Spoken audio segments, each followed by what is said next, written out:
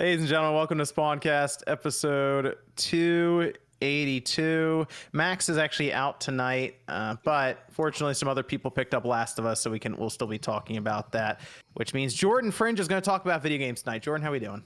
I know, it's unbelievable. Glad to be here talking about games. I don't do it a lot, but just for you guys, I am going to speak tonight instead of stand here, so I'm excited. Thanks for having me.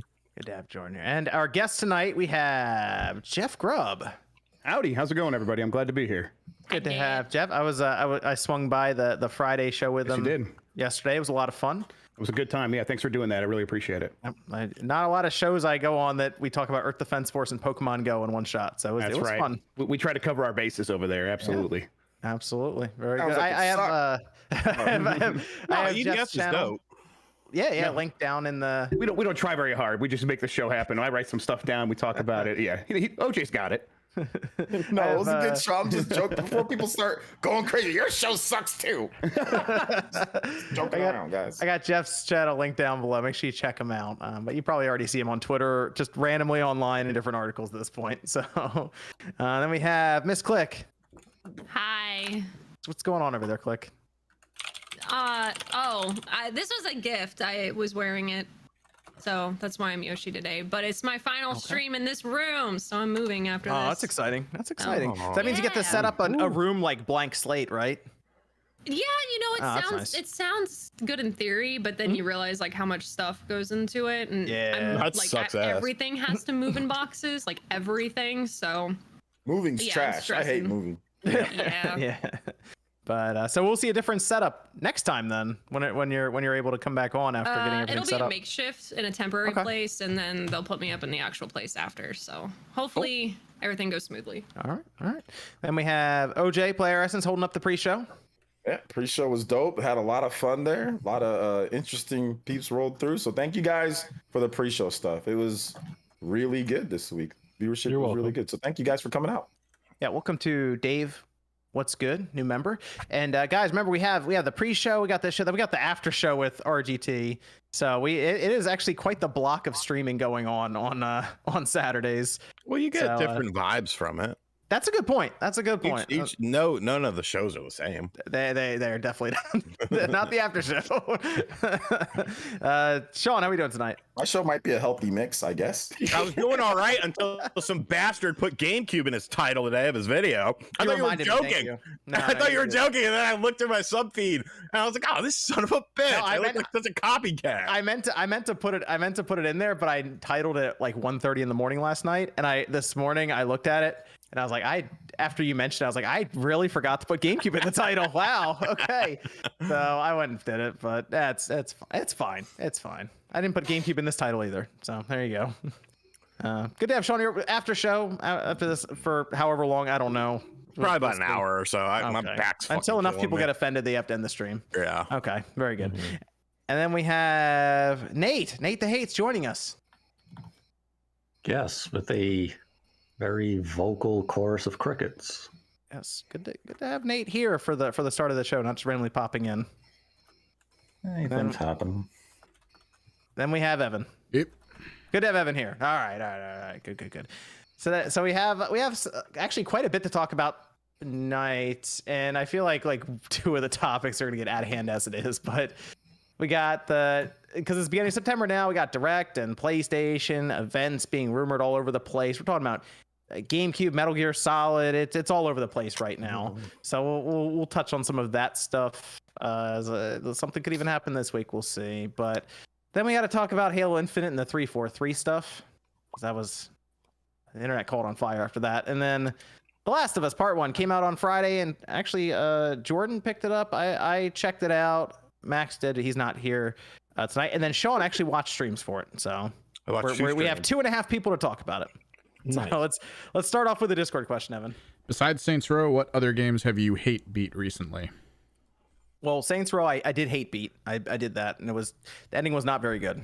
So, and then they want me to build a skyscraper after all of it. And in order to build the skyscraper, I have to do all of the boring, monotonous tasks I was trying to eliminate to get to the end of the game. So I don't think I'm ever building that skyscraper at the end. So you actually beat the game even though you're miserable the entire time? Yep, took 12 hours. Fuck that. Oh, I guess it's not that bad. No, it wasn't. I started to realize I'm going through it. I'm like, I think the game is going to be ending soon. So I looked and it was 12 hours. I was like, all right, that's fine.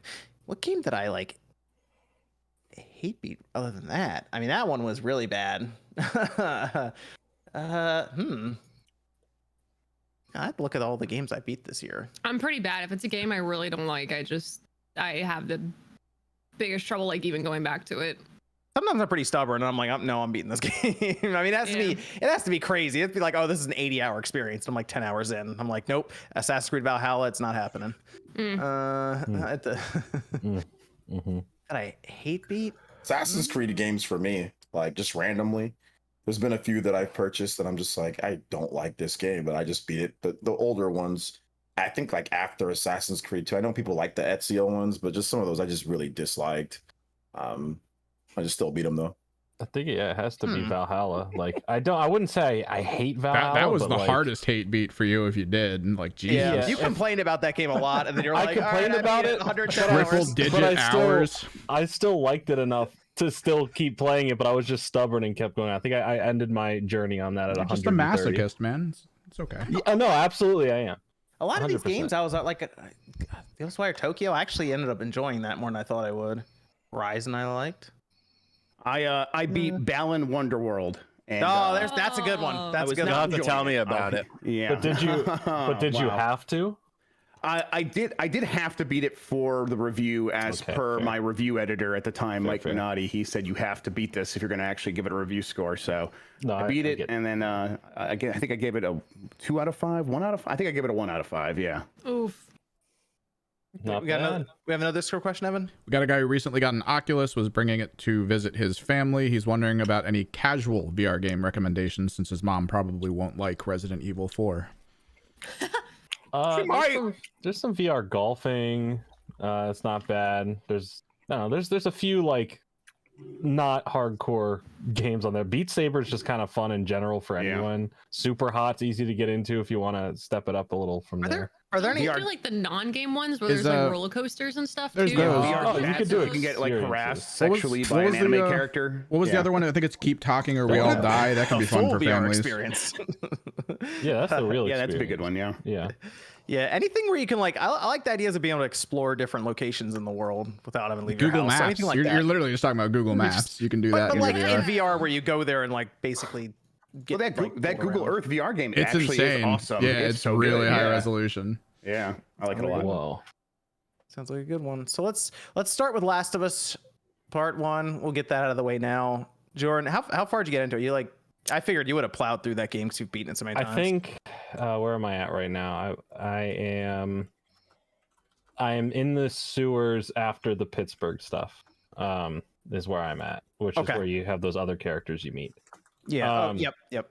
Yeah, and I want to preface this by saying that the original Last of Us game, I've talked about it a lot on here. It means a lot to me. It came out at like a perfect time. I love the story. I love the characters. The gameplay, going back to it now, it's very it feels heavy. Everything feels weighted to it. It's not, I wouldn't say, wow, this is the funnest shooter I've ever played. It's very like I have to scramble to survive, frantic shooting, and that way it makes it fun. Everything is pretty tense.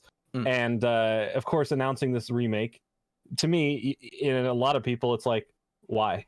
There's so many other games we could go to, and we just had the remaster, on the last generation. And sure, we could remake this, but it's now the right time for that, rather than put efforts on the third Last of Us game or the factions multiplayer.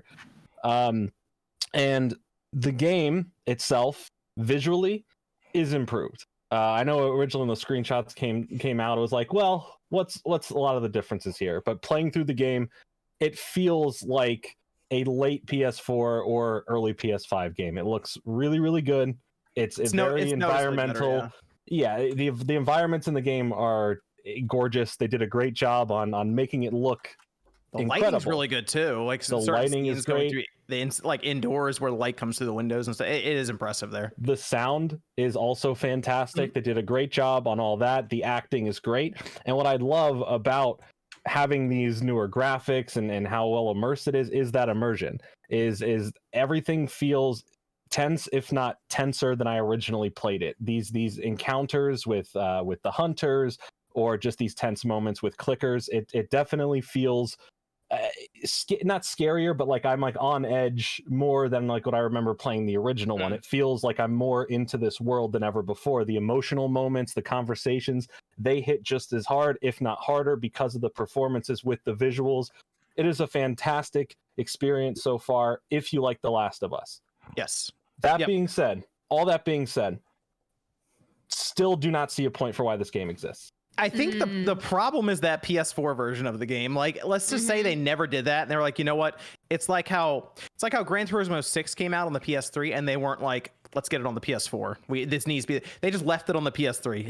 If Last of Us stayed on the PS3 and we're going back to it now, and they're like they pulled that game up from 2013, I'd be like, all right, that kind of makes. But the problem is it's available by the PS4 through the PS5. So yeah. The game is on the system twice basically right now, and it's kind of weird. Like, can I just say there's more people experiencing games for the first time now than ever. So in a way, again, like what we talked about is this is either the hardcore fans who are going to buy an installment no matter what, or this is people who are experiencing it for the first time and they want that consistency, the fidelity, you know, between part 2, part 1, and then the little changes they've made. I will say the expressions that the characters create, it is almost like a night and day difference. Is that enough for some people? If you played it, probably not. If you're obsessed with it, you're probably gonna like it no matter what. But again, there are a lot of first-time players who have never played this game before that I've seen. They're like, wow, I'm really liking this game. And then, you know, the rest of us are kind of like, why? So yeah, I mean, even some of us who are like showing up for stuff like this, Last of Us is not my thing, but yeah, you know, I was definitely like, I can't believe Nintendo's doing this Super Mario 3D All Stars thing. It's only 6 months as I'm like going to the store and buying my copy, so it's like very easy to. Words are cheap. It's very easy to yell about this stuff, and even if you like do wait and because they're like, oh, $70 is too much, it's like, oh yeah, well then just wait. Like there's a very easy solution to that problem. Just don't buy it. And I'd say that no. And I know exactly right. Yeah, like so, that's not a valid option. Sorry. Absolutely right. That most of the time we like encounter these things and people just ignore things that bother them, right? And that's the way they deal with this. For some reason with this one, people are getting really hung up on it, and it's just like, just ignore it. In a couple months, you could get it used. They will drop the price, or most likely by the time the show is like nearing the end of excuse. I'm going to interrupt you. I'm going to interrupt you again. Stop giving the same excuse. I just told you it's not valid. It's going to be a PS Plus. It'll be on. I think it will go into PlayStation Plus, and they'll probably, you know, it'll be weird. They might even just be like, it's PlayStation Plus Premium only, or something like that. Something like that, yeah. I could see them doing it when the show, as you're saying, Jeff, comes out. Either way, this game, I don't think it's going to stay at 70 for more than 6 months. It's going to end up on sale at some point because it is. They'll bundle it or something. Yeah, they focused on the part about gaming that now the diminishing returns are so obvious that it's like it's not as necessary now to do that anymore, or at least to that degree, and then say it's full. Like if this game was $40, there would probably be. I don't think there'd be that much conversation all around it, like in terms of backlash. No. But it's going to be like, it is $7. It's out. Yeah. It's probably going to be near the top of the NPD chart. It's going to sell really well. So they're like weighing it like, hey, we're going to get more money. People will get, I guess, a little mad. But what do we do about that? Like, so what? Yeah. You see, Jeff, I'm curious on your thoughts on this. Do you think EA is going to see similar backlash next year when Dead Space Remake comes to these modern consoles? Because right now you can play Dead Space on Xbox Series X at 4K with improved frame performance. Yeah. So is that same argument going to come up where you can get it on, you know, for $3 used on the 360 and put it into your Series X and get all these improvements? I want to play it on my PS5 though. Right. I think what happens is like Naughty Dog, their place is so secure that there's like no question about like, oh, there's going to be either more Last of Us or everyone knows about the Last of Us. With Dead Space, it feels like endangered. So anything that company is doing to bring it back, like all the fans of that series and really fans of like the horror genre in general are just good. Like, thank you for making people pay attention to this game that we can't ever stop talking about. So I don't think there's going to be much of a backlash for even a very similar situation. If you've never played The Last of Us, this is the definitive version to play. It is the experience that'll get you into it and enjoy it, and it's a great time. If you haven't played it since the original or in a very long time and you're looking for a nostalgic look back on it, it's doing that for me in a great way. Still having trouble for me personally going, do you buy this? And I still think the answer is no. If you're just if you've already played the game and anytime recently you're looking for nostalgia through it doesn't do anything new aside from look better and sound better. There is no changes to the enemies to be more like The Last of Us 2 with how reactive and smart they are. In fact, the enemies feel just as 2013 as they did in the 2013 one. Yeah. Everything just looks a lot better and sounds better. I was gonna ask about this. The AI is just they were kind of hyping up. It doesn't feel that impressive as I'm going through it. I'm like, this still seems kind of old. This part of it does. Yeah. I don't know. They were always being cagey about that too. They were giving you the suggestion of improvements. They were never spelling out that it was going to be that much better. They were just like, Ellie's going to stop being a total dumbass. Like she's just gonna stop running out in front of you 100% of the time. I will say which is not even true. Ellie has stood in a doorway to lock me in a bathroom 3 different times when I'm exploring a hotel.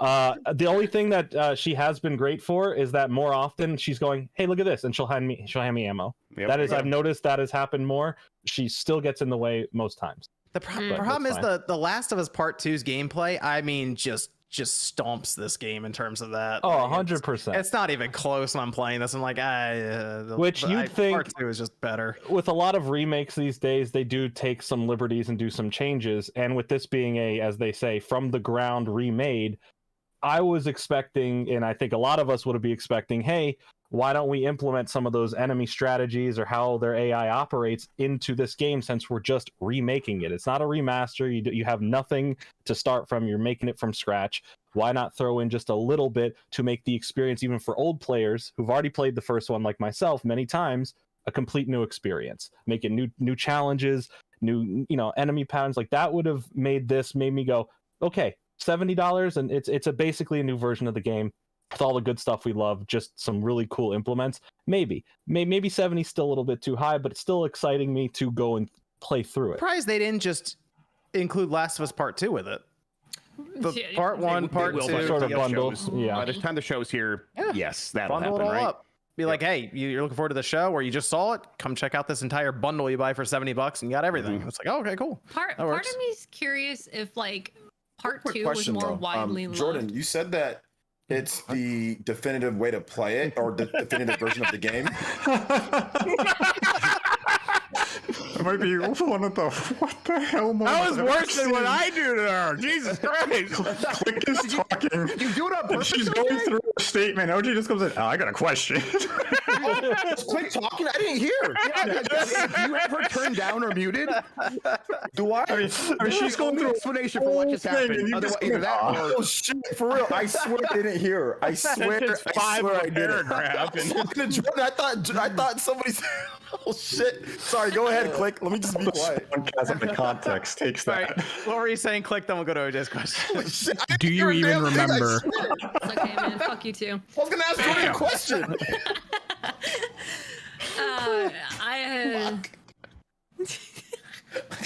Sorry, Click. I'm sorry.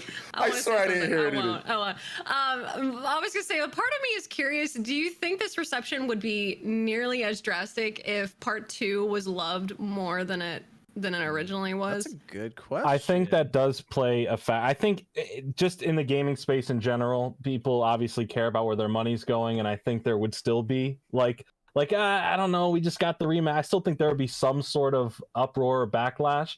But because of what happened with the fandom and the big split with Last of Us Part 2, to then go back to Part 1, it kind of feels, I don't know, there's definitely a weirder feeling to it. And I understand that there is people who just can't move past this. And I've been someone who's talked about The Last of Us 2 since it's come out, right? I've still talked about it.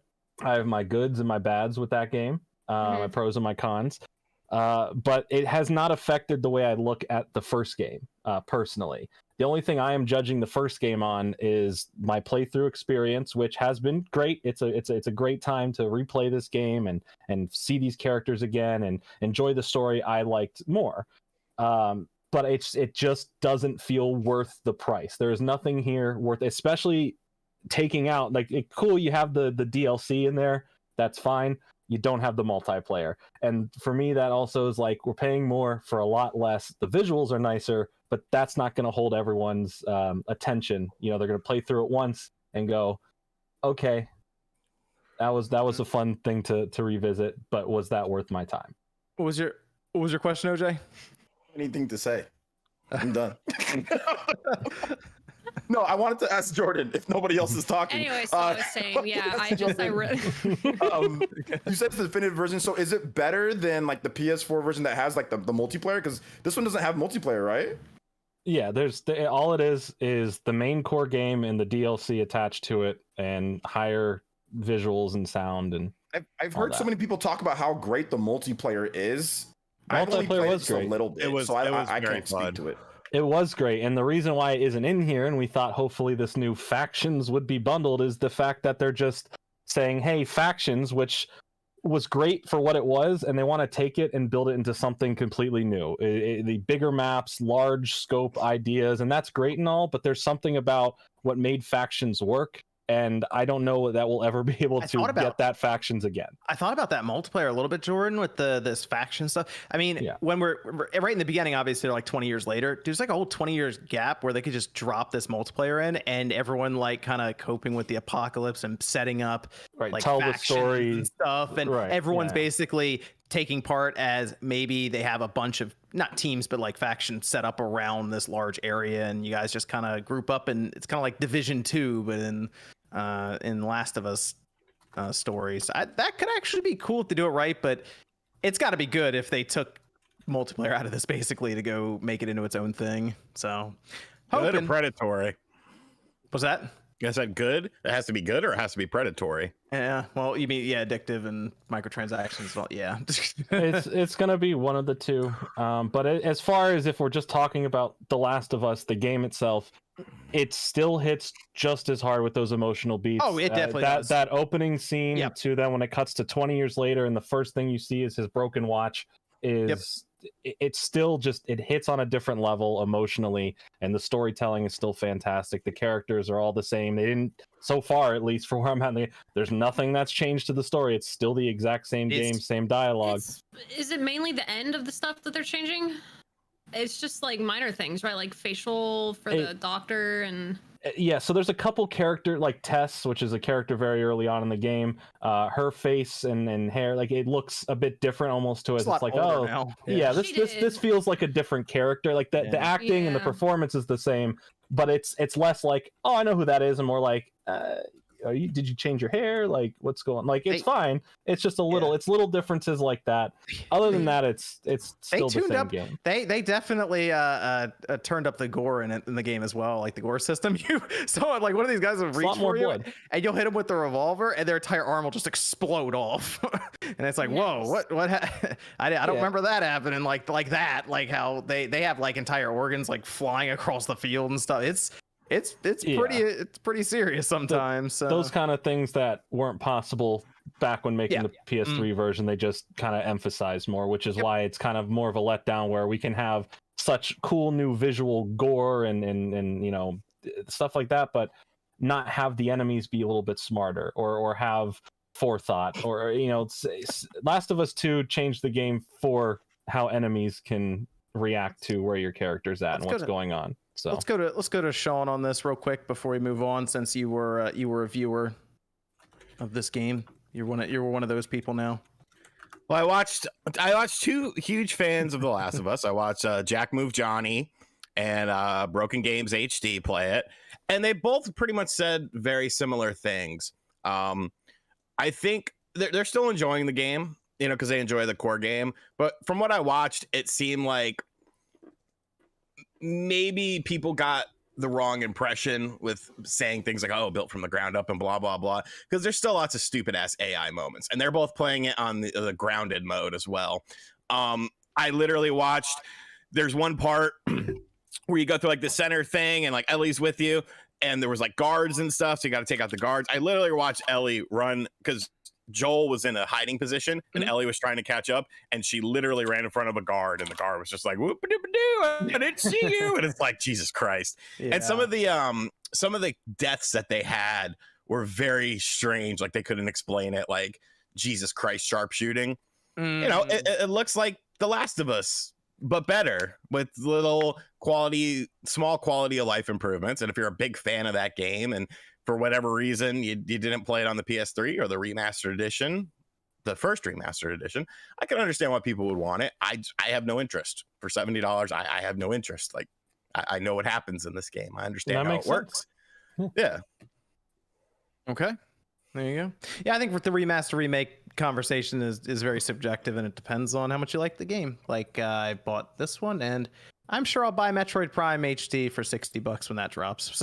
So I also want to quickly add on that, again, if you've never played The Last of Us and you have a PlayStation 5 and you're looking for something from Sony this year that obviously isn't God of War that's coming out, this feels like a brand new PlayStation game. The only difference is, for me, I've already played this story several times. But if you haven't, it can feel like a brand new PS5 game. So there is that, looking into it. Okay. Very good. Evan, we have a Discord question over there. We got a guy who got a job soldering a year ago, and he considers himself skilled now, and he's wondering what hardware modification projects should he look into doing. Adding HDMI ports to any of your retro systems, if you can find the board for it, because that would be the advanced technique to solder those ribbon cables to the legs of the chips.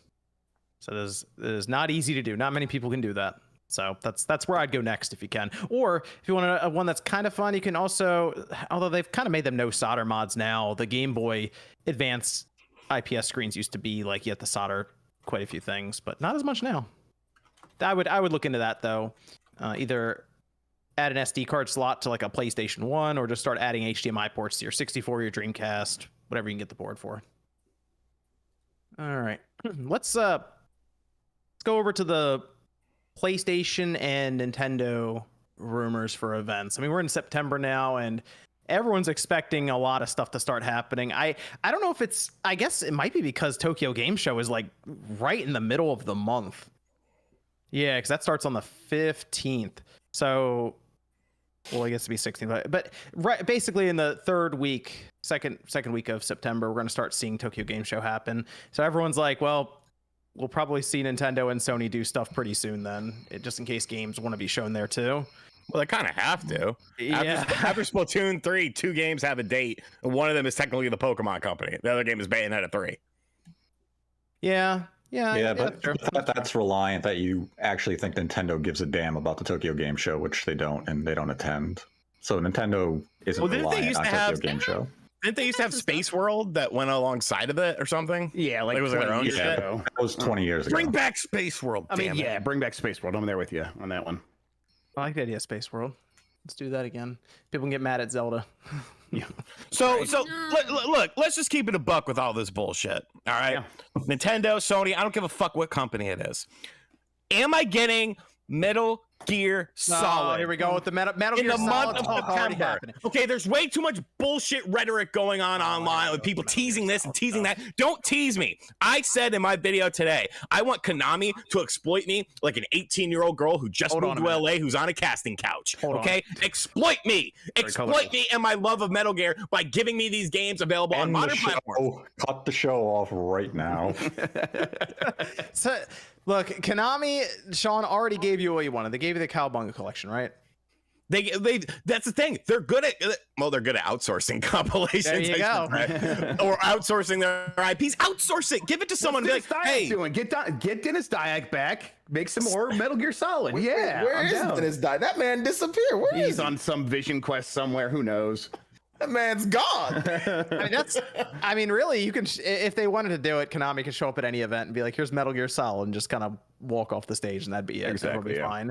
They said they were bringing it back. They had to delist all of them for the footage stuff, and they were like, they'll come back eventually. Is that what you're talking about, RGT, or are you talking about a remake, a remaster? I'm hearing all sorts of things. I'm hearing Twin Snakes. Yeah. I'm hearing Metal Gear Solid. That. This compilation. No, I've heard Twin Snakes. I've heard compilations and available on platforms that it's not available on. Like, just give it to me. Just, this is stupid. Imagine like sitting on something that's going to make you a ton of money that you literally don't have to do much, if anything, with. And you're just like, let's make this other pachinko machine. Yeah, pachinkos.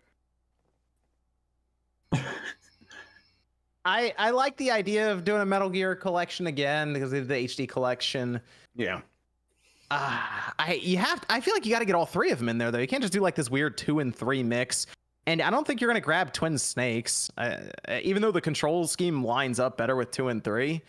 I kind of think they would just do the basics 1 through. Like, do you really think Konami's gonna do all that with Twin Snakes to try to make it work? They don't have to. You outsource it. They haven't done anything. Did they do anything with the Castlevania collection, Contra collection, Cowabunga collection, Shredder's Revenge? No. They're just like, here you go. Aren't they whoring out Silent Hill, the blooper team? Wasn't that the thing that was going on? Whore out your franchises. You don't want to do it. Didn't they add multiplayer to Cowabunga collection? Well, yeah, there's when it works. But even the added stuff that Digital Eclipse put in the Cowabunga collection, because obviously we're not going to talk about it, that to me was just fucking awesome. That was worth the entry price right there. Take away the games, just give me that little trip down memory lane with unseen stuff in it. It's crazy how much stuff they added into it. But I just don't understand it. Like, you are in control of your own destiny with these IPs. You are in control of everything with it, but you do nothing with it. Things take time. You have to make the games. This is beyond time, sir. We're getting well beyond time with this. Well, this is now just being stupid. One of Konami's plans for this year, whether or not it is still slated for this year, was to announce a remake of Metal Gear Solid 3. That is on their docket. Oh, Sean would lose his mind. I would. You might go missing for like 2 days. I would. I don't know what I would do. Okay, but who's doing it? Is Konami doing it with the Decima engine? I believe it is Virtuos. That's fine. Okay. That's fine. Yeah, I like Virtuos. Yeah. Right. Like, I would lose my shit. Interesting. I would lose my shit. Remake of the why not one? Like, why? Unless one's also being worked on, but that's the rumor. I don't know. Yeah. But people are saying that too. So hey, we'll see. Yeah, like, I mean, I've seen the rumors going around where they said that you're going to get remasters of Metal Gear Solid 1, 2, and 3, and then there's also a remake of 3. The only one I have firsthand knowledge of is the remake of 3. I have no knowledge of this remaster rumor. Okay. Maybe it would make sense if they want to do a little cheaper type of release, and then remake something higher end. Stores, right? Yeah, they have, because they delisted them, so they have to do something to bring them back. Yeah. Yeah. Yep. You can bring them back. Yeah. I think that'd be fine too. Yeah, I don't have any firsthand knowledge of the remaster. I would welcome it. I'd be more curious as to which version of Metal Gear Solid 1 they would go after, because taking the PS1 game and just putting that into HD probably wouldn't satisfy fans in a meaningful way. So you'd want to go something further like a Twin Snakes, but the fact that we haven't seen Twin Snakes in HD yet kind of makes you wonder if there's some legal issues. Well, that, and I just don't think they want that version of the game. That game was kind of broken. Let's be real. The control scheme, when that went in there, boss fights were messed up. You could skip entire sections of the game because the game didn't expect you to be able to do Metal Gear Solid 2 stuff in it. I feel like that's not necessarily a version. I don't say they're not proud of, but one they're not as interested in remembering. Also, isn't Yoshi and Mario's in the game? Yeah, there's a cameo where you can see him in Otacon's office. Desk. Yeah. So like that would actually have to be taken out of the game. Well, I mean, and plus they didn't really change much, but like the cutscenes were done in a completely different style. Yeah. So I like that game existing in a vacuum because it's still a fun game to play through, but I get why a lot of Metal Gear Solid diehards kind of shun that game. And the thing about Metal Gear Solid 1 is it's a PlayStation 1 game. Some of those are kind of hard to play. So I can understand why, Metal Gear Solid 2 and 3 are a hell of a lot easier to play and require less work than something like Metal Gear Solid 1 does. Yeah, 1 would require a true full-on remake. Yeah. Okay. I mean, hey, if they Metal Gear Solid stuff, welcome surprise from Konami. I will take it if any way they want to make this work. So also we still need to click when you click to play Metal Gear Solid 1 still. Hope it burns in a fire to the ground. Konami goes bankrupt. If that get announces and there's that's fine. They would have to liquidate their assets. Oh, there we go. No, because then I'll buy them and then I'll shit on them. Click. You get to play Metal Gear Solid if it comes back. No, I don't want to. You should play it. But why? What did Metal Gear do to you? Okay, so when do you guys think that? When do we think the direct's going to be? We take a guess. No one actually knows when the direct is. Wait, we're all done talking about Sony? No. that Sean was- just brought up Metal Gear. Sean just said Metal Gear, and we went. That with was, it. and that's contingent on whatever platform. I'm not relegating. I it think to a that's platform. everywhere. I think they do that everywhere, right? Or is that just like does Sony Money had that thing? No, I haven't heard any platform Okay. specified. Back everywhere. Yeah. Okay, cool. That works. The Nintendo Direct's happening this month. I guess the 14th, just for fun. That's probably right. Okay. I would go with, I think the 13th. It's that all I know for sure is that week. Which time zone? And I hate the time zone thing, like, because then it gets complicated for me. But so I just say the week of the 12th, which means definitely not the 12th, 100% not the 12th, but the week of the 12th. That's agree. Interesting, because you feel like so I get because you feel like Sony wouldn't do theirs that same week. And then the following week's after Tokyo Game Show. Some people think that Sony would do their event this week coming up, which is why I put that in there as well, just in case they did. I mean, not to say that they can't, but typically what we see for Sony when they do a Sony showcase is they give a week lead. The fact that they did not announce it this past week would suggest if there's anything, it's going to be a state of play. Yep. Or it would be next Monday, as in the 12th. Yeah. But we typically have a 7-day lead time, and we did not get that, so I wouldn't expect a showcase this coming week. Okay. All right, fair enough. So if it's even not that, it might just be after Tokyo Game Show. Yeah. Like that, the week of the 19th or the 26th. Yeah, and these companies do their things on their own timeline, but they do work with partners, and many of those partners like want to be free when these things are happening, so they can send stuff out to press and handle messages that they're going to get now that they're announcing their game, and they're busy during Tokyo Game Show week. So that's kind of why Nintendo still, even though they're not doing much at Tokyo Game Show, they still try to work around it and stuff like that. So it's fair to take into consideration for the timing of these things. But yeah. Yes, I mean, I talked about it a little bit so far, but like stuff like It Takes Two has definitely been, the Snitch leaked that, and that's why I definitely heard that as well, and I heard that's going to be there. So it's going to have big third parties like EA, and then Nintendo should have their stuff as well. The stuff I've heard, Metroid Prime and some Zelda stuff. So it's exciting. I'm ready for a big direct. I'm ready for them to come out and just like lay a bunch of stuff out online. It is like, then we hear about a bunch of other rumors, right? Where it's like, oh, there's maybe F-Zero GX and things like that. I'm like, that sounds like a lot of GameCube. Like, what do we do about that? I'm okay with that. Bring on the GameCube. I'm all right with that. Let's release a special edition Wavebird controller while we're at it. That would be fantastic. Let's not get carried away. No, let's do it. There is a good question in the chat. Nate, what about the Batman games on Switch? I am not WB. I don't make the decisions as to when to release and announce the game. Or are you? Yeah, you could be WB. We wouldn't know. Yeah, we would. Yes. You could be the WB Frog. It's the WB Man. I've seen Nate and the WB Frog in the same room at the same time. So this is another one I'm curious about. You're not wrong. F-Zero GX has come up a lot. Nate's done a terrible job, by the way, pretending like he's not hinting at it on Twitter. I was just singing the song from Hercules, from Zero to Hero, just like that. Wow, yes. So that, I mean, it's F-Zero GX, because I can't imagine they would. I mean, maybe they could. Maybe they just like, here's a new F-Zero game, but everyone's like GameCube. So I mean, it's really a perfect game for it. It is. Low risk, potential high reward. Even if you played it on the GameCube, that was 20 years ago. It still looks good. It looks stupid good. It's 60 frames per second. Next year is the 20th anniversary of GX. Just saying. Yeah. Oh, interesting. I mean, Nintendo loves their 20-year anniversaries. I think they're really liking the idea of capitalizing on GameCube right now. Maybe they've looked at the market for GameCube games. Maybe not. Maybe they're just like, oh, it's been 20 years.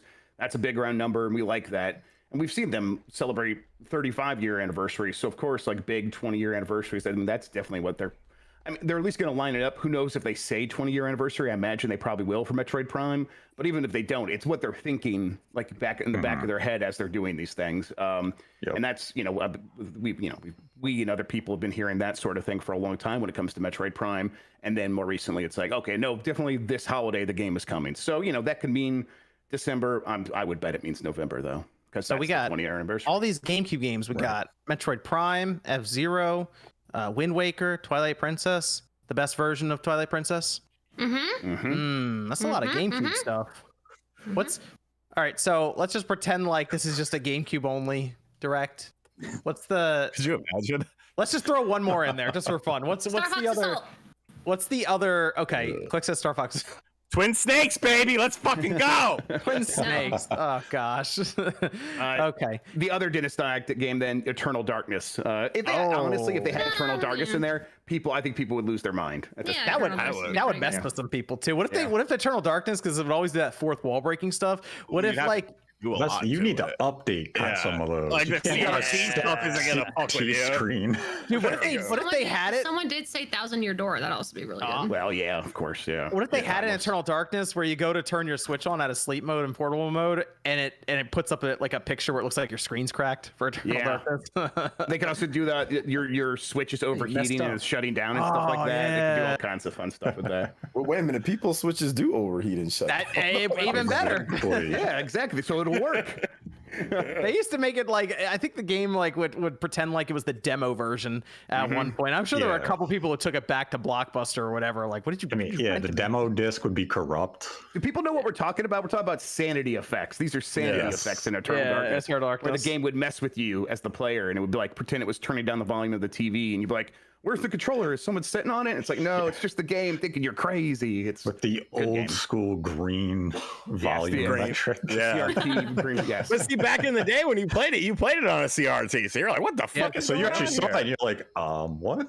I remember running through that with my buddy Rob, and we were like, what the fuck? And plus we were kind of smoking a little bit, so that was next level, man. Does Switch have HDMI CEC, like the consumer electronics control? Could it turn off your TV by itself? Because that would be, you could do some fun stuff with that probably, and it could actually maybe turn down the volume of your TV, but I don't know if it has CEC in it. So like you said, Star Fox Assault.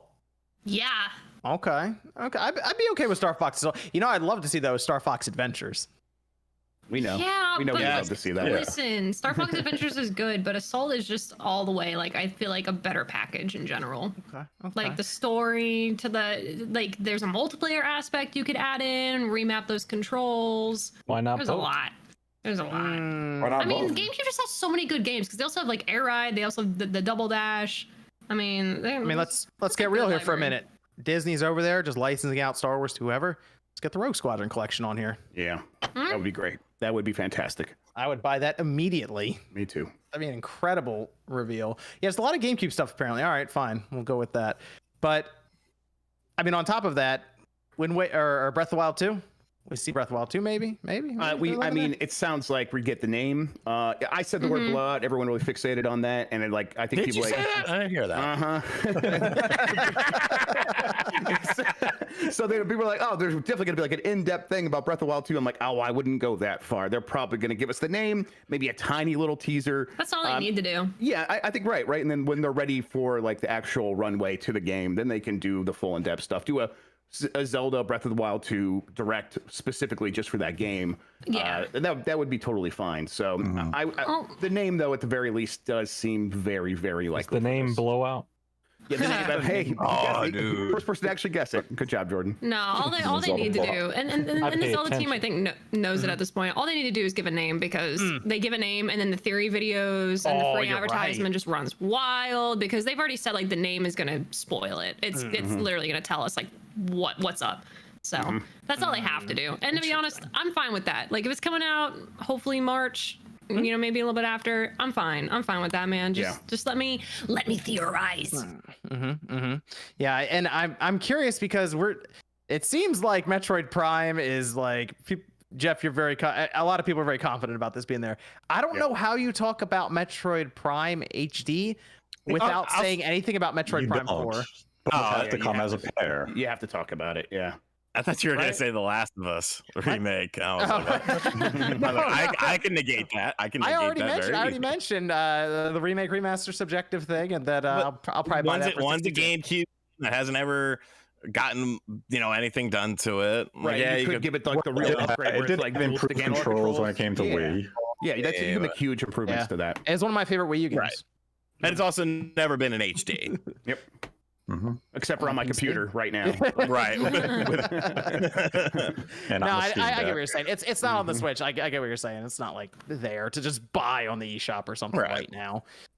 But that's my thing is like if you show up with Metroid Prime, you gotta kind of show a teaser of 4. Yeah. You show something that's not a PNG with just some space cloud and you have to talk like someone's got to come out and talk about it and say, here's what's up, and here, like, and yeah, if they hopefully they have some more to show for it. They almost certainly do. And then they say, we are going to talk about this game again in the future. Just, no date, nothing like that. It's going to be, they'll probably give some time before they actually like solidify that game in any real way. Yeah, you don't want to commit to like a 2023 date and then have to delay it 11 months later. Just say progress is being made. Here's a quick status update. We hope to share more with you in the near future. And in the meantime, here's Metroid Prime 1. You can enjoy on the Switch right now. I don't even think you would announce intent to bring 2 and 3 to the platform yet. I think those would be drops a little later. But yeah, I mean, Prime 1 will be a big release this year. Let's be real. Here's what Nintendo's going to do. They're going to come out, they're going to be like, all right, we're going to start out with Donkey Konga. We're porting over Donkey Konga to the Switch. And they're going to wrap things up with a brand new Rusty's Real Deal Baseball. Yeah, so that he won't die in vain on the 3DS. Yeah. 20 minutes of each. See ya. Bye. That destitute little dog that like is poor, and whenever I like talk him down, he's in his house crying because he can't feed his children. That's what gets me excited about video games. Is that Donkey Kong game here too? Fuck if I know. We're just filling up this card right now. I mean, jeez, we're just writing the direct form. I don't think it has. I'd say 50-50 chance it's here. I think that's something they would hold until early next year for the direct. Sean's been flipping tails a lot here. This might be it finally. It might be it. We didn't talk about Sean's favorite franchise, Fire Emblem. Here we go. There's not any Fire there it is. God almighty. There's not. That's a lock. I think that's a pretty close to a lock for this. More Fire Emblem? Let's go, baby. Let's go. I mean, that's what's happening. It's like they have all these games that are essentially done. That being like one of the biggest ones that's been done for like the longest period of time. It just seems like a lot of those things are coming to a head now. And I wonder if there's like some thing, like a force inside of the company that's like, hey, we should get some of these things off of our balance sheet because we have other things coming down the line where we need to prepare for new hardware, whatever it might be, or just the run up to new hardware. Let's get these games out because they don't really fit in a launching alongside new hardware world. Maybe some of them do, and we hang on to those, but a lot of these games feel like, they need to come out now or never-ish. So yeah, I think we're going to get a lot of them. And then we get the big reveal, or go ahead, Nate, what were you saying? I'm saying it's tough for the timing because, like, as you mentioned, a lot of these games are done. It's really going to come down to what is the focus of this direct for Nintendo. As we know, they still have games coming out this year. So you can give that brief tease into the early portion of 2023. So like Fire Emblem, if it's at this direct, I would say it is dated for the spring, similar to Breath of the Wild 2. They're not going to show us games that would be next summer. They're going to want to keep this within the next 6 to 7 month window because they always start the year with another big direct where they begin to catalog you need content for that. Yeah, you want to go to another direct of 2023. So I gotta start the rumor mill. I mean, anything beyond that time frame, right? Is like we are talking about potentially going with new hardware at that point. So it's like they're gonna save anything like that anyhow. Yeah, and then we have GoldenEye here, obviously, right? That's gonna get revealed just after. Okay, it's gonna appear when people stop asking for it. I know that makes no sense because then you're just gonna kill diminish the interest in it. I mean, but these I'll say this. I've said this every time. These are two companies that are kind of working together in a way that's like, okay, a path of least resistance like a world, and anytime any resistance pops up, they're both gonna be like, and anytime there's any potential to have one company make the other company look bad, even if it's like a 1% chance, like Microsoft's not going to be like, oh, let's put this game out, please, please, please. When it's like, oh, someone could get mad at us because it features Russian iconography or whatever, then people are probably not going to get mad. But these companies are not going to risk each other's reputation to force this game out. Is kind of where it's at. Yeah, that's my understanding too. Is that the game is ready. This is something they wanted out in August for the 25th anniversary. And it's just real life situation going on is preventing the release right now. Now, that's what's happening with Batman on the Switch too? Real life stuff? I'm about to find Bruce Wayne. He's going to kick down your door. He's going to give you an Arkham beating on camera. Here's the thing, though, Nate. If that's the case, then we wouldn't see Advance Wars here either. I still feel like, though, as Advance Wars is to release this calendar year, it's just going to be a shadow drop on the eShop. We may not even see a retail release. It's going to be a tweet of Advance Wars is available on this day, and there's going to be no further publicity or marketing. Where did all those cartridges go? Nintendo can keep them in the warehouse, Whoa, and then whoa, maybe in a year that might actually they'll be a ship rare piece. Whoa, wait a Yeah, minute. it would be a Hold rare on. piece. It'd be like NBA Elite. Remember that? Oh yeah, that's right. Oh man, I remember there's a college basketball game that's like the bane of my existence on the GameCube that got pulled from shelves. Yeah, it was that NCAA 2K3. 2003. It's like here's a basketball game for $300 in the GameCube. They shipped like dude, NBA 3,000 Elite copies or something. Dude, NBA Elite, like I think 9 copies got out into the wild, and it sells for over 5 figures. Oh my Jeez. gosh. Crazy shit, man. I mean, like with Advance Wars, WayForward is done with it. They've moved on. They're not working on this game anymore. It's not like it's going to come in a better state. The game went gold. It got printed. It is on the eShop servers. It's 100% done. WayForward's not polishing this game anymore. It is going to release in the state it would have back in April. Wow. Okay. Yeah, and it's like, you know, there's a possibility that game might never come out, but I think it's a very small possibility. I think Nate's mostly right. It will probably just come out this year with. No this is not, fanfare. right. This is not a situation where they're risking someone else's reputation like it is with GoldenEye. It's not exactly the same. Advance Wars can't catch a break. Yes, it can. Jeez. It's a shame. I don't think they ever do another Advance Wars after this. There's almost no chance. It looks good. It looked like WayForward putting some good work there too. It'll be awesome. Yeah, but nope. Well, there you go. So, hey, looking forward to the Direct. Seems like they're gonna have a pretty good month here with that and Tokyo Game Show and Sony. Can I ask? Go ahead. Go ahead. Game Boy on Nintendo Switch Online. Nate. Oh, Yes. that's a good one. I mean, it feels as though this is the right time to make Game Boy available on NSO. If we look at the NES and Super NES offerings on NSO for the duration of this year, it's been very limited. N64, we know we have that once a month drop. Genesis is a little more infrequent. But if I were Nintendo, I'd want to add more value to NSO right now, and adding Game Boy and Game Boy Color to the base tier and maybe Game Boy Advance to the expansion pack, or even all 3 of the Game Boy line to the base tier would be a really strong incentive to not only have people resubscribe, but to get new subscribers to the service. So I think September is the right time to announce that initiative.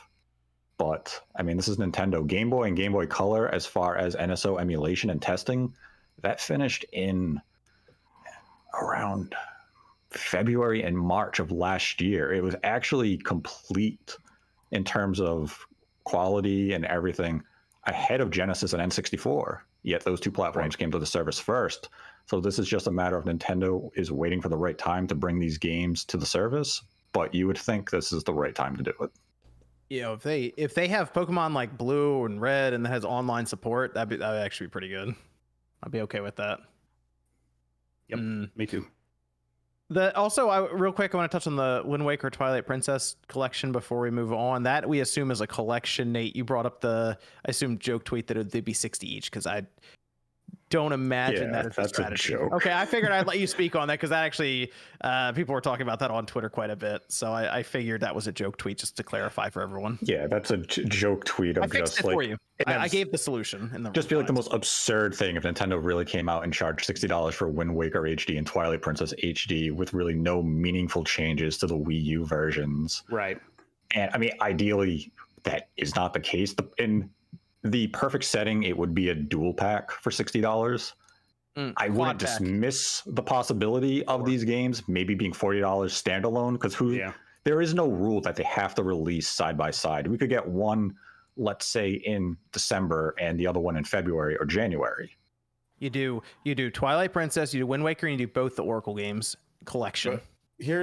But why wouldn't I think they're just going to be 60, because all the other Wii U games 60 standalone, so 2 $60 releases, or 60 as a dual pack? It's 2 standalone. I think they're just going to be 2 standalone 60. No, because Donkey Kong Country Tropical Freeze is 60 with it has Funky Kong, and New Super Mario Bros. They did include the Luigi stuff in there, so there is that, which was I think $30 separate. So it does have that. It does have that in there, but that was still 62. So. Yeah, but those were all native Wii U games, right? Were any of those? So I think maybe that's where they see a difference. I mean, yeah, If that happens, that'll be an interesting day online. Yeah, I guess we'll see. People are going to complain, then buy it. We already know what's going to happen. Exactly. I think it's a collection. I think it's a collection. Bring back the GameCube collection logo and all of that, and do that whole thing. I think that'd be cool. I mean, from an optics standpoint, I think that would be the best path forward to say, here's 2 games, $60. It looks like a great deal to the consumer. But coming out with those as full-price games, especially if there's no meaningful new content or enhancements beyond what the Wii U versions offered, and if you really want to get, semantics with this, those Wii U versions had Miiverse integration, which will not be here. So you'd be losing a base, a little feature. Okay. My other thing with that is, wouldn't they, if they're going to do 2 of them, they would just separate them and hold one for if they can't get a Zelda game out that year. And they're like, oh, wait, Twilight Princess is here. Look out. It's out of nowhere. I think the idea of a collection would be cool, but I guess you can't really rule out the $120 Zelda collection. Well, yeah, we'll see. I'm hoping it's basically Mario 3D All-Stars, but Zelda. Yeah, I mean, I think that would be the best path forward. I mean, let's not will into existence 2 $60 releases here. 2 $60. I'm just saying what I think was going to happen. OJ's prepping. He's prepping the internet. And I'm just saying, because I think that they're gonna change it to where, let's say, like, the Wii U releases, those are 30 frames, and Wind Waker's like a rough 30 frames. So I think they're gonna make it 60 and make it native 10. They're both already 1080p, but just 1080p again. And make like HD Rumble, put some HD Rumble in there, and then charge 60 for both of them. But wasn't Wind Waker HD? Didn't that come out at 50 originally? It did. Yeah, Tropical Freeze. I think Tropical Freeze came out at It did come out at 50. That was 50. Then it came out at 60. Fucking ridiculous. So they're going to add Funky Kong mode to all these games, all these Zelda games. Finally, Tingle mode. What if they did 70? What if they did 70? Yeah, with an amiibo. It's just $100. Well, if they did 70, I would need something to justify the 70. No, I'm talking about for both of them 70. Oh, yeah, that'd be okay. I mean, you're looking at $35 a piece though. Yeah, 35. People would be okay with that because people are okay with Advance Wars, and Advance Wars is 60. And could that be Nintendo's entry into the $70 price point? Oh, I don't know. I don't know. That'd be interesting. That might be my video tomorrow. Let's go down the rabbit hole, boys. Oh, I see what you're saying, Sean. So they release them separately at 40 each, but they bundle them together for $70. And they're like, let's see what happens if we do this. Let's see. I got to stop talking about this now because this is fucking brilliant. Sean's got his next video. Just put GameCube in the title. Go. Get that aluminum foil hat going as well, definitely. No, I can't do that because somebody else does that. Oh, fair enough. Who? Alex Jones? No, somebody else. Okay. So that's that. Let's go to Sony. We assume an event coming up. The reason I say assume is because, well, they have God of War coming up, and that's kind of it. Like, I mean, Spider-Man's next year, Wolverine's someday. It's, I don't know. I'm looking at their release calendar after God of War, and it is kind of blank, sort of. So price goes up September 15th in Japan, right? So yes, maybe you'd just in time for Tokyo Game Show. Yep. Do you look how bad those optics are that Sony in Japan, Australia's already got them. The new PS5 SKU that is supposed to be cheaper for them to manufacture is arriving right as they're raising the price. Yep, this is lighter. So most likely they removed more copper from the heatsink or just metals in general, which I don't think will ultimately affect the temperature to where it's worrying, but it is. They over-engineered that thing from day one. It was way too much cooling in there. And you know, I get why they did that, but they had a ton of stuff they could have removed. And who knows, maybe that we still don't know. I don't think anyone's done a teardown. This one could have the 6 nanometer chip that we've been waiting for them to put in there. So that was expected to come this year. So this would make sense. Okay. So that's the biggest thing is they've been getting hit with bad PR left, right, and center constantly. So the way you counteract that is by showing off games. Good games. Games get people excited. I was expecting to see another controller trailer, but that's just me. Oh, the DualSense Edge. So they're going to... the price for that is going to probably annoy some people too. I think that thing's $200 minimum. Yeah, probably. There's no way it's less than 180, right? There's no way it's less than the Elite 2. No. I think it's gonna be more than that. Yeah, I think it's gonna be more than that. Yeah.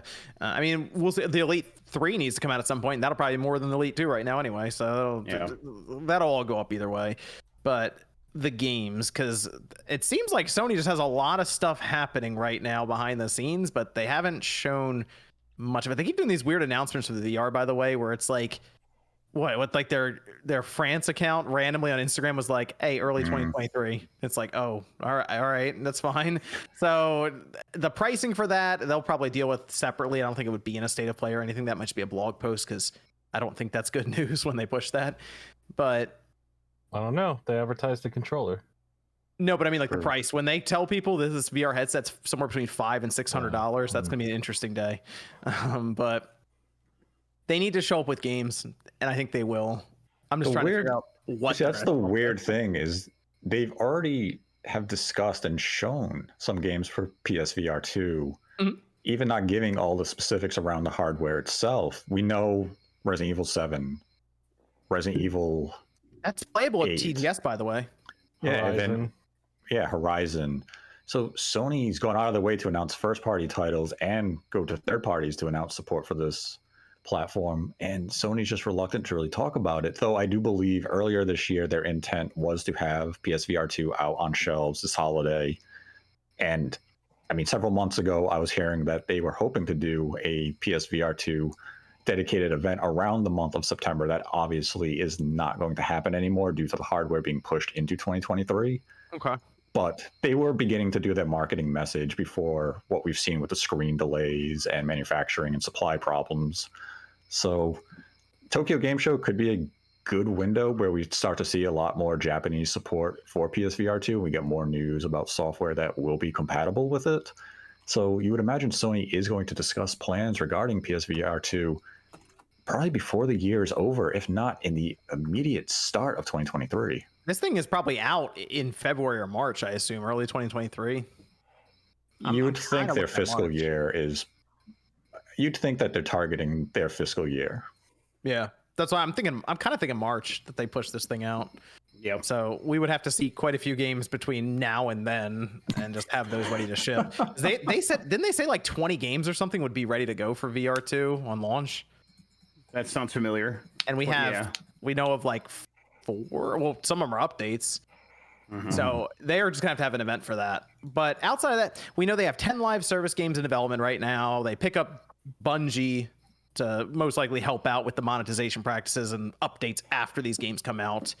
And it seems like right now they would be lined up, I think, to at least unveil 2 of them. So I feel like you bring back one old intellectual property and make a new one. Maybe a SOCOM or Resistance comes back as their shooter. I think SOCOM could be their military shooter live service, like a Division or like a Call of Duty if they take it first person. Yeah, I agree with that. It's I just wonder what it looks like with a launch. I mean, I guess that's what we're going to see, right? We haven't seen them really launch one of their like live service games as they've fully embraced live service. So is this game launching just on PlayStation 5? Is that something they can pull off these days? Or does it have to go PlayStation 5, PC, and maybe even mobile on day one to be something that makes sense? And is it free to play, or is it going to try to charge $70 per copy, or is it only in PlayStation Plus? There's a lot of ways that they could do this, and you got to imagine there's a lot of tension inside Sony trying to figure out like what is the right thing here. If I were them, I would be like, probably all of these live service games for me would be free to play, and everywhere I could possibly get them. But I guess we'll see if that's what Sony believes. I feel like Naughty Dog, their factions thing, that's a live service game. Yes, right. Like that's a big live service game. They're really putting a lot of effort into making that a long-lasting live service game. I think they launched that at 70. I think that's like, it's Naughty Dog. They're like, this is our premium PlayStation Studios, logo here and everything. I think that one's 70. But I feel like I would be shocked if less than half of these live service games aren't free, like day one free to play. And I'd be shocked if less than half of them weren't also on PC. Day one. It's just across the board, and they maybe even have their PlayStation launcher ready to go, so you got to sign into that to play them. Do you think Sony will use the PS4 in any way with some of these live service games if the PS5 install base isn't at quite the number that they want it to be? Here, and it's funny because we're going to talk about Halo Infinite soon. Here's the reason I think you got to just move to PS5, because if you commit to the PS4 now with a live service game that's going to have a roadmap of 5 to 6 years, that means that PS4 is still alive 5 to 6 years from now for that live service game, most likely. Yeah. You just want to plan, because it's going to be messy no matter what. It's a live service games. Live service games almost inherently have all of these headaches that come along with them. Why make them even worse with the PS4?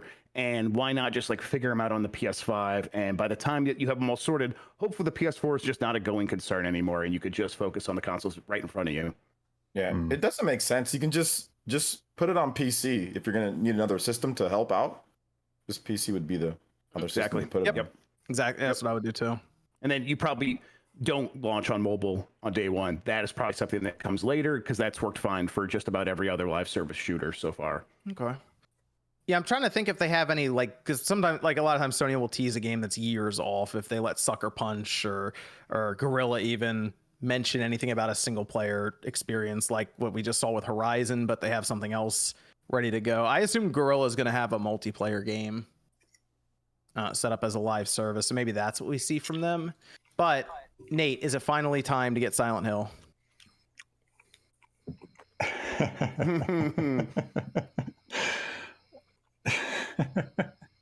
Why do you think MVG went on vacation? Setting you up. I'm setting you up. Let them know, Nate.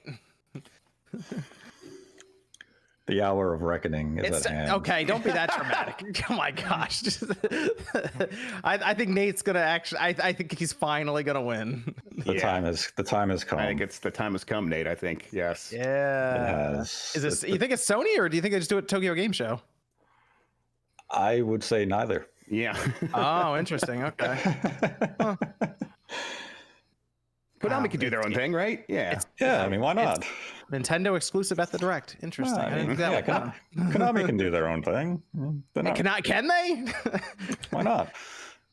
I mean, I guess they could. They could do a whole showcase with pachinko machines and all kinds of craziness. The rumors we heard a while ago, separate from whatever Nate is referencing now in his cryptic way, was they have a lot of stuff happening with Silent Hill, and they might want to do like a Silent Hill specific event for all of those different things. Multiple games. I know that they were... someone was talking about there was a fight over the Silent Hill movie rights, is one of the rumors I was hearing a lot about, and a couple of teams are really trying to get in there and make that happen. Like Hollywood teams are trying to make that happen. So that's where like the first popped up on my radar. And so like they probably could do all of that at once. This week, have their own event. This week coming up. All right, cool. I don't know. That'll be fun. I'm not saying that's the thing. Like, they could do it all at once. They may also choose to space it out, because the original marketing plan, which goes back to last year, wasn't to announce the entire pipeline of Silent Hill projects. It was to do a demo, which would lead into a tease of Silent Hill 2 Remake, and then later on they would announce Silent Hill 5. And then they would drop some information about Silent Hill Stories with Annapurna and other indies. So it would have been a slow rollout but continue to build on it. Now, whether or not that is still the marketing plan that they are going to utilize in 2022 remains to be seen, but they could try to mirror that as closely as possible, despite being a year later than originally envisioned. Well, which one are they going to show first? If the plan goes as originally was intended, Silent Hill Remake 2. Oh, okay, cool. I'm all right with that. I'm on board. Wait, that's not... Is that Bloober Team? What are they that doing? Is a bit I have to get a little clarification on. I'm confused about the whole Silent Hill thing. There's a lot of them. Bloober is involved with the Silent Hill projects. Whether it is Silent Hill 2 Remake or if it's Silent Hill 5, I am a little unclear on, but they are involved with a mainline Silent Hill game. Okay. Okay. Yeah, I don't think it was coincidence that like when that VGC story about all this stuff was happening, Andy was like, "Oh, I'm hearing from a lot of people. We're going to be hearing about Silent Hill sooner rather than later." Like he was probably hearing much of the same stuff that what this week. I'm excited. Nate is here. Finally, there he goes again. Wait a sec. I thought I saw a GIF posted by you there, Jeff. I have done no such thing. I don't know what you're talking about. Okay, so hey, it sounds like September's going to be fun. All right, cool. Looking forward to it. Sounds like every week we're gonna have stuff to go over. So hey, maybe MVG will be back next week, Nate. Or the week after. MVG is not going back till like the 18th. 18th. Oh, that's perfect. What did he do some like peyote or something? Where's he at? Okay. Australia. He had to fly to the other side of the world because Silent Hill. Yeah, Silent Hill. Oh, wow. Yeah, he saw the fog creeping in. He's like, nope. Coward. He's like, this will not be reality. If I'm in Australia, it doesn't happen. Evan, we have Discord question over there. What is that one comfort game you always go back to when nothing else seems to be interesting? Mario Strikers on the GameCube. Oh wait, yeah, greatness. that's a good one. Sorry, Wave Race, the best Wave Race game ever. 64, and Excite Bike 64, and 1080. All the game or all the N64 sports games. Okay. Sean, for some reason, said Shenmue too. I maybe I misheard him. No, I just said Shenmue, but Shenmue. obviously that includes 2. We don't talk about 3. 3. What do you think about nothing happened. Ine? What do you think about Ine-san? Hey, she kind of did. She's kind of doing people dirty. Also, the other game is Halo Infinite, which is a shame. Yeah. Go ahead, Evan. You got another one? Question for you, John. Did you update Swiss on your GameCube yet? No, people told me it should. I will do that. All right. And then we got, which one would you prefer, Streets of Rage 2 or Turtles in Time? Turtles in Time. Turtles in Time. Streets of Rage 2. There you go. Yeah, that one's tough. I would say, are we talking Turtles in Time Arcade or Turtles in Time Super Nintendo? Oh, I mean, both were in the arcades, right? Let's just assume arcades for both then. No, Streets of Rage 2 was just at home. Just at home? Right? Yeah, there was no arcade machine of Streets of Rage 2, right? Yeah, no, there wasn't. Damn, that sucks. Yeah. So that's a tough question because if we're talking Genesis versus arcade, I would choose Streets of Rage 2. If we're talking about Super Nintendo, Turtles in Time versus Streets of Rage 2, I'd pick Turtles in Time. We'll probably stick to consoles, even the playing field. Man, Turtles in Time. Yeah. okay. You have another one, Evan? One for Sean. How much donation money will it take for you to watch The Boys? Oh, Well, one guy said he was going to give me some money, and then I never heard from him again. I mean, you got the after they have show. to pay you so- to watch Yeah, they gotta incredible, pay you to watch that show. incredible What? show. Yes. Oh my gosh, $10 this guy. I feel like it should. How long's an episode? an hour. Like 50, Sometimes it's like between 40 and 50 minutes. Some of them are less than 50. Jesus Christ! How many episodes are there? That What's that comment one? There's is 3 hilarious. It's about 30. It was like 30, yeah, 20 30 something. Yeah, 26 to 30, whatever. 300 hours of my life. Dude, you watch the same Simpsons episodes and the Because- same Jurassic Park movie every night. It's to just bad fall math. asleep. That's just bad How many math. hours That's did not you- 300 yeah, hours. I'm what? telling you, man, that's not 300 hours. It's literally a day and a few hours. Like, what, it what do didn't- you mean? It didn't take my wife that long to get through the whole thing. Yeah, it's 30 I watched hours, it again. Sean. 10,000 Noodles comment deserves some recognition. Okay. They wrote, "Are you going to Scarborough Fair? Parsley, sage, turtles in time." That's hilarious. Good one. I Thank don't you. get it. Thank you. Shut up, friend. Regional Boomer. Rhode Island nonsense. I'm sure Yeah, Canerco. do you have another one, Evan? Song, you fool. That's then we'll move into Halo. What's up? We're moving into Halo. I guess we can. Do you have another Discord question? I'll pull up the super chat, then we'll move into Halo. You don't know the we do. song Scarborough Fair? We have a do. Halo No. super chat or a Halo. We do have a Halo queue. Yeah. With the Halo franchise unable to reach as much success as in the past, do you suspect that one of Microsoft's reasoning behind the Activision acquisition is so they can almost use Call of Duty as a substitute for Xbox's biggest franchise? No. It's a shame, isn't it? Back in the day, it was Halo versus Call of Duty. Now, just Call of Duty just steamrolls Halo and rolls right in, and they are. Call of Duty will become Xbox's biggest franchise. Yeah, but Well, right behind Candy Crush Saga, but yeah. yeah, that's a good point. Halo worse than Candy Crush. Let me look at some of these super What about chats Peggle? real quick. That's a fun game. Truly Epic says, would Last of Us Part 1 be an instant buy if it was sold at $50 retail like Uncharted Legacy of Thieves was? $50 for Last of Us Part 1. I think if you're at that discount price, you get away with a lot more. Like, Yeah. People are like, it's already a discounted game. What are you complaining about at that point? 70 to 50 is basically like 60 to 40 anyway. Yeah. There would be a lot less complaining. Yeah, it's tough because the game's there as a PS4. That's why it's so tough, because if it wasn't, then it's like, yeah, I mean, $50 and it's not even available on the system. Yeah, that's a good one, but that's tough. Unfinished says, what are your guys' thoughts on Sony and Tencent increasing their shares in From Software? You think the success of Elden Ring played any part in it? Yes. Yeah. Definitely played a part in it. Yeah. You invest right now, and then they release a game called Elden Ring 2 whenever they do that, and guaranteed your shares are worth more the day that happens. I mean, you got to remember how much money in the world. They're not investing like $1,000 that like someone might be like, I'm gonna go for Buster's. They're like, oh, let's put tens of millions of dollars into this, and if it goes up 5%, there you go. We made a bunch of money. Almost guaranteed to go up that much. Almost guaranteed. Like there's word that they're gonna do something with Armored Core, and then they're working on another couple of games that they're using this funding for. So I mean, and DLC will eventually release for Elden Ring. That'll cause a spike as well. Yep. And Elden Ring's gonna I assume cross 20 million by the end of this year. So I mean, it keeps topping NPD charts, so has no signs of slowing down. V says, big if Metal Gear Solid news is true. Shame I recently bought the HD collection on 360 disc and Vita cart, but at least cart is backed up on my newly modded Vita. Hey, that's still a good collection on the 360, and the Vita games are expensive. It's not a great Vita version on the Vita, but I think it cost me $60 to buy that. Isn't that crazy? It'll get even more ridiculous as we go along. Like there's not many physical cartridges for each release for Vita anymore. So this is from Dave saying, been listening for a while. Finally got to make a Spawncast live. Still no glasses. No, my glasses are here. I thought we were going to go through the show without having to talk about your glasses, John. They're here. We almost did it. I just still have my contacts in. One of these episodes, you'll be able to take do it. What if you wear contacts and glasses? So you get like supervision or like? No, I get headaches. Burn holes through walls. Massive headache. Okay. I don't know. I might go for that LASIK. I don't know. Click. I was looking into it. I might do it. You should do it. That's what I'm saying. The smell of burning flesh makes it worth it. No, it's the burning my buddy had it, and it wore off. Eyes are and flesh.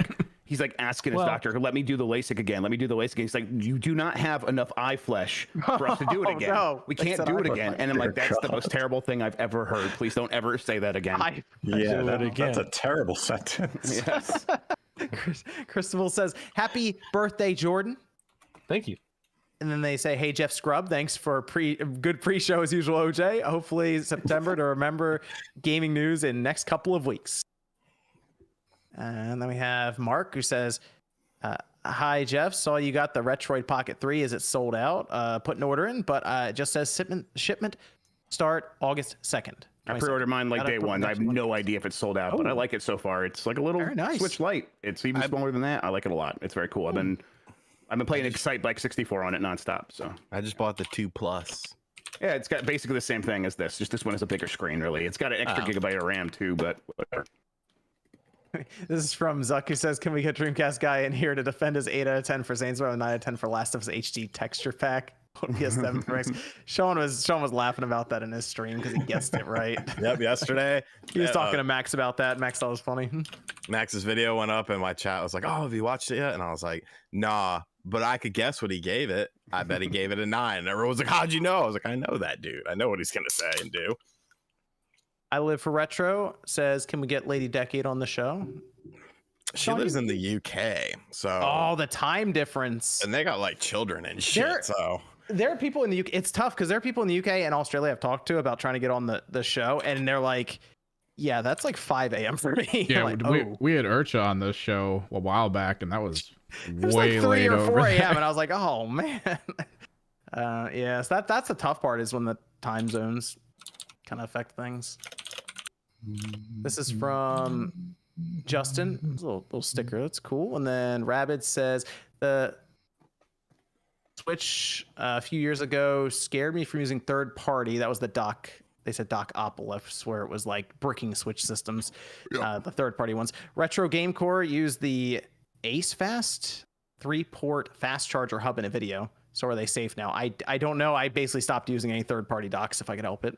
Honestly, I used one for over a year at my old place with my streaming setup. I used the Best Buy Insignia one. I had no problems. Yeah, I use a ton now, and I guess I'm living dangerously, but yeah, it's been fine. Rabbit says, RGT85, will you ever do any more retro stuff like game reviews or emulation consoles? I just did the Shenmue video. Shenmue is retro. I might actually do one on the Retroid Pocket too, because I like how it's only $100. You could be like, this $100 device is the greatest thing ever, or something stupid in a video. So I'll probably do something like that with that whenever it comes in. It should be in a couple days. Johnny says, John, Greek yogurt equals sour cream is a game changer. Been on the diet and exercise grind since April and down almost 30 pounds. Any other healthy food hacks? You ruined like Greek. Can we explain that sentence? I'm helping people here. People don't realize this. So am I fat-free substituting? Greek yogurt tastes exactly like sour cream. So if you remove sour what cream do you mean from by tacos that? and use that instead, what do you mean by that? Like, so you're saying it's like cold goop. So you're saying Greek yogurt. If I'm making a baked potato and I want to put sour cream on there, you're telling me to go get some Greek yogurt and put and follow me here. Put the Greek yogurt on my potato that also includes other potato related items you put on a potato. Put it on anything, really. That sounds absolutely disgusting. I don't believe you. No, I'm telling you, go get it. It's really similar. Close your eyes, take a bite of Greek yogurt, and you'll be like, "That's sour cream." Yep. Not even kidding. Sour cream, so you do or don't? I don't know. God, disgusting. Well, I can't help. Cottage cheese, sour cream, anything white. Don't put it on my food. If you want, hypocritical, no mayo. No, dude. I remember my stepdad came to a fucking kindergarten class and he was making peanut butter and fluff sandwiches. And I was the only one who I was like, Dad, just make me a peanut butter sandwich. And everyone else was eating fluff. And they're like, why don't you eat fluff? I was like, because fluff sounds like a fart. It sounds like a word for a fart. I'm not going to eat a fart. I'm glad it was that because you're like, whenever you eat stuff, it's too much like, and then never mind. Yeah. What about fluff or nutter? What is fluff? What is fluff? It's like weird. marshmallow topping, dude. You Yeah, call it's it marshmallow cream. goop in a jar. Yeah. Put it on. Put it on your baked potato. It tastes just like sour cream. Why would I put it on my baked potato? What are you going to say? You East Coast people are weird. I love a baked potato, and I'm not ruining it with no Greek yogurt or fluff. You've never had a fluff or nutter? I don't even know what it is. Banana peanut butter and fluff sandwich. So good. I don't even know what that is. That sounds magical and fake. Any other healthy food hacks? I was trying to help people on Twitter, and OJ called me a simp. So I no longer giving advice anymore. I gave people the true secret for building muscle in the gym, which is the Digimon theme song. And which one? It's the obvious, the American dubbed version. Yeah. I do eat a lot of Taco Bell, and I always say no sour cream. I get no sour cream. If I see sour cream on it, I will throw it away and just not eat it. Oh, hold on, Sean, that's the best part. It's not sour cream. It's Greek yogurt. I don't care. John skipped a week to bring that back up. I thought he was just gonna forget that I called him that. Too many games next year for too many games. If Sean decides to finally crawl out of the cave and come to that one, please bring sour cream for him. Ew, get it away from me. I want him to sign sour cream. Okay, Yeah, I'll give people a good one. If you have pizza crust, you can make with Greek yogurt. Greek yogurt. No, Greek yogurt and self-rising flour, equal parts. Mix it together, so like 120 grams. You're just making fake food. And like 140 grams of Greek yogurt, and you mix together. You have protein not crust, real, and it works. Just eat the slice of pizza. Just eat it. You cheat a little bit. You're only alive once. Why would I eat the slice? I ate the whole pizza. Why would I just eat the slice? Because the slice is gonna taste better, John. No, it won't. And it's not made out of Greek yogurt. Yeah. That's not. I like yogurt with the fucking fruit. Oreo. I buy the little Oreo yogurt things, and like I'll eat. Like the 6-pack of children yogurt. It's 120 calories for the thing. What about Go-Gurt, Sean? You like a Go-Gurt? No, dude, because I got a story about Go-Gurt. I'm telling you guys that. Oh no! Why is there a story for this? We got the after show where we could go into Go-Gurt. Find out about the Go-Gurt on the. That shit got ruined for me when I was in high school. I'm giving you people gold. I'm giving you the secret to the 800 calorie. I think Julia Hamels gave everyone gold. Put tartar sauce on pancakes. No, what the fuck? That's a real comment. That sounds disgusting. That's a real troll. People do weird stuff. My wife likes ketchup on on waffles, and she just starts dipping it in ketchup and eating it. I'm like, okay, what are but you doing? I've seen like, nastier. She's from like other countries, so I feel like we really can't question that. You know what I No, mean? I'm questioning the hell out of that. I'm questioning my marriage right now. Actually, If you get like a Chick-fil-A style sandwich and put a fresh piece of cantaloupe on it and eat it, it tastes so good. Okay, Sean, no. All right, This is a real thing. Y'all are sick. This is a real thing. People put cheese on apple pie. There's a whole after show. There's a whole after show for this. But that's a real thing. You put cheese on apple pie because the contrast of flavors. People swear that dipping Oreos in nacho cheese is like very good, and I'm like, no, thank you. I'll just. I would try. If you dip an Oreo in peanut butter, it's amazing. Well, yeah, I mean it's peanut butter. They have peanut butter Oreos. That's like Nutter Butters. Nutter Butters are fucking amazing. Someone in the chat mentioned that a video game show. You would just use flour, yeast, and water. The problem with that is it takes time. The Greek yogurt and self-rising flour is immediate. You don't have to worry about any of that. Why are people hating on hot wieners now? A hot wiener is delicious. This is from Mac Mega says, chances of a Switch revision being revealed at the rumored September Nintendo Direct, or at least a special edition. When have they ever shown any Direct anytime in the last 10 years? No. Hell to the no. Okay, there we go. Let's talk about as our last topic, and then we still have some super chats and some Discord questions. I assume, Evan, we're gonna do Halo. I don't know if you have any other questions for Halo. No, that was just that one. Okay, cool. Let's talk about Halo. We have the roadmap that released this week. Internet immediately exploded after it was revealed because Season 3 is now pushed to 2023, which means it was effectively delayed 4 months because it was supposed to come out in November. I have been waiting patiently for it, and I'm going to continue to do so, apparently. Yeah, I know, right? My battle passes are all done. Nothing else really do. I'm just kind of waiting. They did put in ranked doubles. Wow. So I can't get anyone else to get on there and play. That's been a thing, though, hasn't it? No, this is like actually like ranked doubles to where you have a full ranking system for it. We had like a cross-play one we could do, but it wouldn't actually give us a correct ranking for it. And it wasn't doubles. It wasn't two. It was 4v4. It was still 4v4, but it was weird. It was like only 2 people could be in here. Oh, it's actually 2v2. Gotcha. Yeah, so you won't go up against a full team of people in a party. Or it was Thank weird. God. But this is actually like doubles where it's just 2-on-2 now. That was like one of their big things. Anyway, it's been delayed, and they just outright canceled split screen co-op. But what's weird about that is people online were like, no. You can glitch, you can do it. It's here, and I thought immediately, I was like, well, it's the VCR Xbox. That's the problem.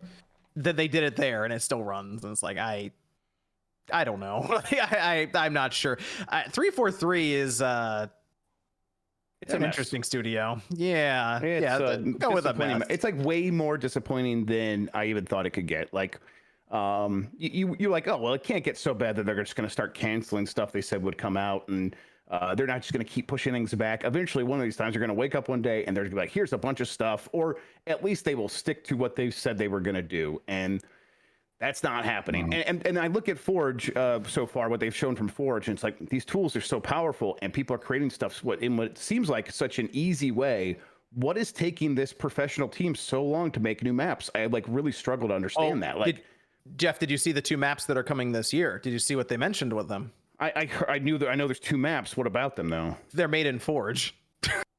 Well, I mean, that's good though. It's sort of like, yeah, use the tools that work then. Like that's almost like a good thing. I'm like, yeah, that hopefully this means 2 new maps like every couple of months. Like let's get to that. But they told me that, and I was like, they made it in Forge. These aren't like made outside of Forge. These are ones they built this engine or whatever it is, the tool set to make it, and then they use that to build maps, but they still only built 2 of them, and it's like people are building Toy Story in this thing. Just get Forge out there. Just put out Forge. Step aside. That's what I could tell them. And no, you know what? They need to do one thing actually. They need to have Bonnie Ross. They need to have a matchmaking setup for Forge games that have been voted on by the community. They need to be the ones going in there and picking stuff up and say, you are all going to be playing this. Like they can't like rely on the community like to go find that stuff for us. Like, no, they need to be pushing it front and center. And if they do that, everything else should fall into place. We used to have back in the day in like the old Halos with Bungie, like Halo 3 and stuff, they would have an entire community tab. You'd go on, you could download maps, and then eventually we got to a point where they used the maps and playlists and playtypes people made in matchmaking. So that's where like Griffball came from, and Infection that was made by the community in Halo 3. 343 needs to they need to get in tune with the community, and they got to do it yesterday. It's so weird because it just seems like they don't necessarily understand like Halo. It's very weird. I don't understand. I don't get it. It's a management thing. I'm telling you, there have been things that I've heard of people working on places they shouldn't work. She called it a while ago. Listen, they have people sitting from departments that it's like, why are you here? It's a mess. It honestly, it's sad. Like, obviously you guys didn't cross enough fingers, but it's just really a shame because it's like we wanted to do well, but after a certain point, it's like you can only defend so far. So I enjoyed Halo. Like I never was emotionally attached to it before, and I really enjoyed getting into it, especially because I love competitive shooters. So playing on PC was really fun for me, and playing with you guys was really fun when it worked. But it's just it's if it's a mess from within, you know, like I know OJ was, you know, had raised the question if this was live service versus even just like a pay up front complete game from the start.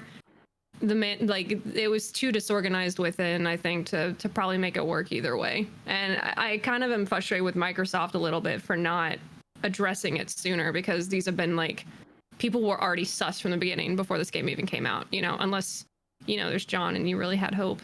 This so is supposed to sorry be a launch you got crushed, game. John. I'm sorry. Hopes were high. They were high. This is supposed to be a launch game 2 years ago. Oh yeah, what would that look like in 2020? Apparently nothing, because we're not even getting the things that were supposed to be promised to be in there to begin with. Just wireframes and no audio. every main game from 343 for the Halo franchise has progressively been more of a disappointment than the last somehow. 4 is like, okay, all right, there's some change. It's not awful. It's okay. We're going here. 5, I don't even want to say anything because I'm just going to get mad, so I'm going to move on. And then this last one, it's like you have this great idea with this campaign. It's fun, and then you get to the back end of the campaign, and it feels like they said, we give up. You're just going to go in linear paths for the rest of the game.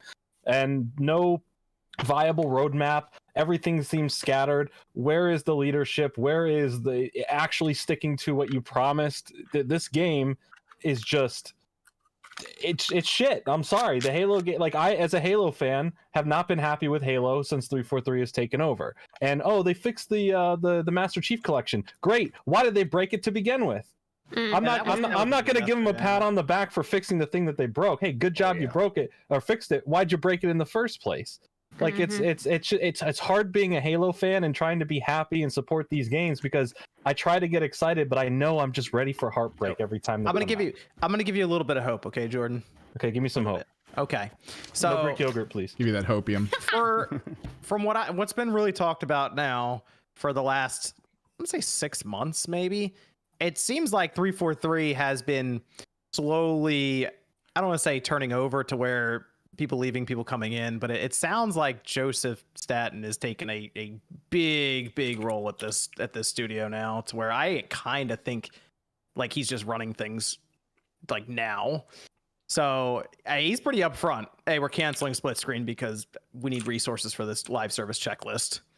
It's like, well, all right, at least being upfront about it, but I'm not really sure why it had to be live service in the first place. Like it could have just been a game that was sold outright and that was it. It's the John. Thank you. That's what I'm not mad. I just want to make sure that I point that out. I'm not mad about it. I'm mad. I'm not mad. This is, hey, look, they chose this route because they're going the whole, I just feel maybe potentially the whole live service craze, the whole free to play, you know, and service, and trying to offer like, oh, this is value because you can just download it, and who cares about single player at launch, multiplayer first, you know, which has never been a thing in Halo. I've always been a huge fan. I was talking about it earlier. I mean, I bought out all of my Halo games, you know, that I bought over the years, and I get hella nostalgic because this was the franchise that actually made me like love like competitive or LAN shooters. Like I wasn't into the PC scene before that, and you know, GoldenEye was great, but Halo took it to a new level, right? I think we can all kind of, you know, LAN play and all that. It was dope. So it's you know, I miss being hyped about Halo again. I'm not angry. I just miss it because like when you bought like a Halo game, like you got the game in like the CD or whatever, and there was a single player, there was a co-op, everything was all there for you, you know, like you're just used to that because this is this is like their biggest one, right? This is like their biggest franchise that, you know, that people know them for. So it's just a little, you know, I miss being able to just get the game and everything's kind of like right there as their main staple franchise, not as a spin-off or a side thing, but as like the main franchise. And this just kind of feels like they just said, you know, it's Halo, but it's like a side thing. But that's okay. Like I said, it's one of these days it'll be fixed. You know, one of these days it'll be good. I think it will eventually. It's just going to take years still. Yeah, the gameplay's good. The gameplay's awesome. I think we can all admit that the gameplay's fun. You know, it's a fun game. It's just the problem is just the content being added. That's all, you know. At what point do we start looking at the person who it seems like we always kind of circle back to with Xbox problems? Oh, go ahead and say it, Sean. Well, at what point do we say, maybe Phil Spencer, maybe he's not good at his job? Well, now he's never coming on the podcast. Bonnie Ross isn't good at her job. I was gonna say she's the one in charge of 343, right? Who's So she would go to Xbox? Phil Spencer, or she'd go to Matt Booty and then Phil Spencer. I don't know. Who in I don't know. 2000 She's reporting to Booty, who reports to Spencer. But if what she's telling Booty isn't the whole truth as to where the state of the game is, or that they're achieving milestones, Booty can only report what he's being heard. He can go in and investigate, but you can also all he can sit there and say is, Are you giggling "Oh my about God, you Booty? guys are a disaster." Are you giggling about Booty? Yeah, There's nothing funny about Booty. Do you think Phil Spencer doesn't take him seriously because his name is Booty? Is that? Well, they already like remove people because of that. Like, what's it? Chris Lee left. He's just gone. He's just like not in 343 anymore. I don't care about any of that. I care about the you? individual who said in 2011 that Halo was like the lifeblood of Xbox, and then in 2021 said, Halo's not a big deal. It's like, well, what is a big deal, Philip? What is a big deal for Xbox? Because it feels like the next thing that's supposed to be the big deal, there's always something off with it. There's always something where it's not quite what you expected it to be or what you thought it should be based on what the industry is doing as video games progress. It seems like we're regressing with some of these things. And at some point you have to question the head honcho, the head guy, because at the end of the day, he assume as being the head honcho, as being the head hot guy, you assume responsibility for these things. Iwata, as great as some of his ideas were, as crappy as some of his ideas were, Rusty's Real Deal Baseball, he at least took responsibility for the company. And if something was off, he would take responsibility for this. I don't see any responsibility. I don't see any accountability out of really any of the figureheads right now of these companies. But Phil Spencer, I feel like, is the one who should be the one, because he's been the head of Xbox for so long now. And I don't understand why nobody's questions. I mean, it comes back to go ahead, Jeff. I don't know. I've heard people question him a lot, but I think he's had plausible deniability, and I think it's running out. I think that when he was first taking over, he had the deniability that he was cleaning up someone else's mess.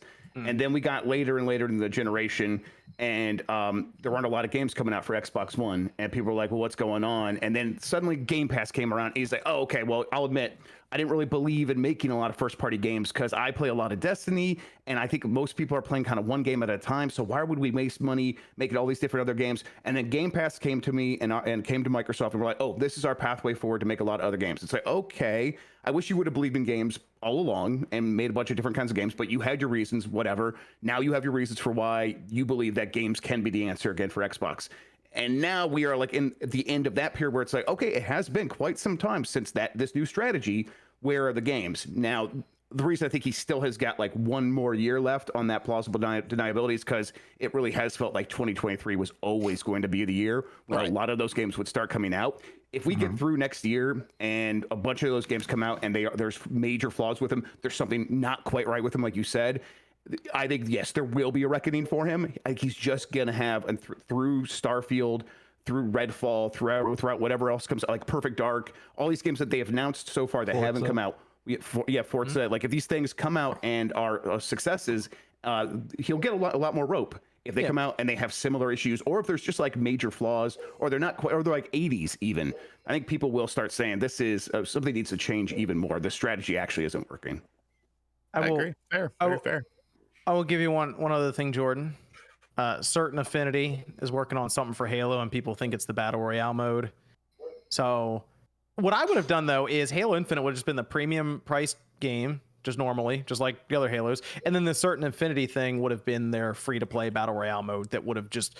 It's like how Call of Duty and then Warzone. Call of Duty comes out every year. They sell it for $70 now, and when you go into Call of Duty, there's a Warzone tab, and it just kicks you over to Warzone, and that's it. Yeah, but I mean, Battlefield is like the other example here, though. And you could have this could have been a Battlefield like level catastrophe instead of a Halo level. Like this is bad, but like Battlefield feels like Battlefield's terrible. It's a bad game, and it was $70, and all these other problems, and no one plays it. It's like I don't know. If things could be worse, and one of the ways it could have been worse is like it's not even free to try, so people aren't even trying it. Well, the thing is, like, but Battlefield was built as a game that's just completely focused on multiplayer, right? The newest Battlefield. Right. Yeah. What I would have wanted them to do was, make like the old Halo, like maybe like Halo 2 or Halo 3, where it's just like, hey, here's just the single player, here's the co-op, the multiplayer, and just make that, and then just make it like good. They don't need to reinvent the wheel, that's what I was thinking that maybe Halo could do, but I know maybe that's boring to some people. Campaign coming in at an 87 on Metacritic. I still like the campaign. Yeah. I still don't understand why it got an 87, but like it got what it got. I felt that it was good. I just thought that it was gonna be like Splatoon. I thought it was gonna be like Splatoon 3 or like Splatoon 2 at the time. I thought they were gonna be adding stuff like regularly. Hey, here's this update. Here's these new guns. Here's these new maps. That's what I thought. I was like, okay, well, it'll be fine. It's great, Like that's what I thought. Because like it's Microsoft. If it had been that, it would have been fine, right? But it's been the exact opposite. It has been a real dearth of anything. Our problem is they spent 10 years trying to make a Halo game. They finally made a game that feels like Halo, and now they got to try to make Apex Legends.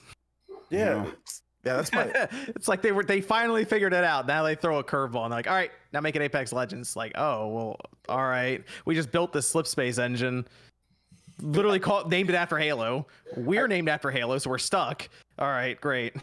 And I know some people were saying that it doesn't have an indictment on Game Pass, and I'm not trying to relate it, I guess, one to one. It just feels like when you start doing stuff like you start devaluing the full price game by saying if you have Game Pass, you can do it. Like you just get this. Like I think it starts going into the mindset of like, well, we're not going to make like a full like big game. I mean, I haven't seen Microsoft like since Game Pass has really been a thing. Like their first party games haven't been like as in depth, I guess. I mean, before Game Pass 2 though, they stopped making games like that before. But Game the 360 era, 360 was great, but not like good. through the Xbox One. Like after launch of Xbox One, they very quickly were like not investing in games. They are like, we have our Gears studio, we have our Halo studio, we have our Forza studio, one or two other teams, and we are not growing. We have no intention of growing, and we don't see a way for us to grow these things because they're just such a hit-driven business. Everything's a risk. I mean, this is Phil Spencer has admitted as much that he just lost the faith of making games, and so Game Pass has not solved that problem. I completely agree with that, though, OJ. Since then, they have not made a bunch of in-depth, deep games that feel like Game of the Year contenders. They've had a couple of really good bangers from games from companies that they've acquired, especially Forza Horizon 5. Forza was it was good, but I mean Forza did have that big problem. Piñatas. Oh gosh. All right, now now you go. You're trying to get them to hate me even more now. RGT, is that what? Well, there's no one yelling at me in a super chat, so I have to deflect until we get to that. I see. When they yell at you, it's no problem. When they yell at me, they feel like they want to like hurt me and like really want to like actually fight me or something. But no, I mean, I just feel like Microsoft. I mean, I just wish that they would kind of go back to how it was. I mean, maybe Fable's really good. Like I'm looking forward to Fable one of these days. Perfect Dark, that's going to be a normal game, right? There's a lot to have right? There's a lot to have there's a lot to imagine this could be good, and that's where we're still at. If those games come out and most of them are troublesome, which we have no idea, but if they are, at that point it's going to be like, this is not. That's the thing with Microsoft is that we have the roadmap. Yeah. But we have not begun the journey. Yeah. Once we actually get the car on the road and begin to make way to some of these targets, we know it's on the way. And they sound on paper like they're going to be really big, epic releases. But we haven't seen Avowed since the debut trailer.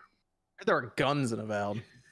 Yes, there are guns in Avowed. Miss Click was trying to say something, but Nate mansplained over her. Miss Click, please proceed. Yeah. Weren't you saying something? What? No. Oh.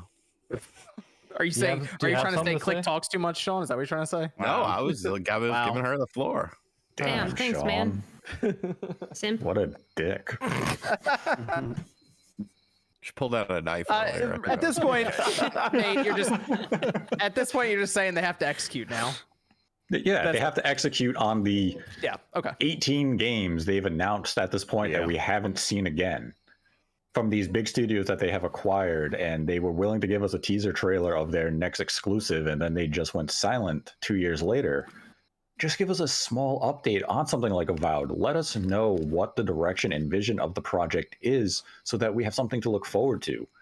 But some of the chat is saying, haven't we been saying this about Xbox? We have been saying it since 2020 because Microsoft has left. They haven't left the garage yet. They're still sitting there saying, the car is warming up. We're not ready to go on. And they haven't opened the garage door and they're just waiting. Right. As my grandmother says, shit or get off the pot. Yeah. Well, they're constipated, clearly. Because like those two games, like Ghostwire Tokyo, that wasn't great. But a lot of people like what is the Deathloop game? Deathloop. I like Deathloop. Deathloop was like a game of the year contender for some people, and it's like that was only on PlayStation, but it was released by Microsoft. In another world where that was released on Microsoft, does that change the conversation? Probably not too much, but it does like a little bit. It like moves the needle a little bit, and or at least quells some of these concerns about people saying there's no good exclusives on Xbox. But they weren't able to get that game away from PlayStation. So are you raising your hand or are you stuck? Yeah, I have an important question that actually has really been haunting me this entire conversation. Why wouldn't you name change your last name from Booty? Like if you can pay to do it. I didn't change my name from Grub, which is a little weird wormy thing. I'm owning it. You own it. You own the booty. Bad. You know what I mean? Own the booty. Dominate the booty. It's literally booty. Like Be you proud can name of booty. Be proud of booty. No, I agree. I don't think he should change his name. I think there's nothing wrong. Well, I wouldn't want the last name of Booty. Bro, could you imagine? Wait, what's his first name? Matt, right? Matt, yeah. Bro, what if they named him Harry? Yeah. Oh man. Harry Booty. Wait, that's the name you change. You don't change the last name. You change the first name to Harry. Yeah. See, his last name was originally Ass. He changed it to Booty because he thought it was a little nicer. Oh, okay. Nah, Booty's still funnier, right? Last name Badunkadunk or last Badunk? Poor Matt Booty. He's getting bullied as an adult. Chad always asks if I'm poor Matt Booty. Poor millionaire. Must be tough over there with the millions. Hey, he has a wife, he has children. He doesn't have to release games. He's getting the millions. Come on. All right. Now Clicker's going to say something. Is he married? Go ahead, Click. Yeah. No, Chad always asks if I'm stoned or drunk. No, that's I've been thinking about this. I'm serious. If you watch my streams, it's just normal.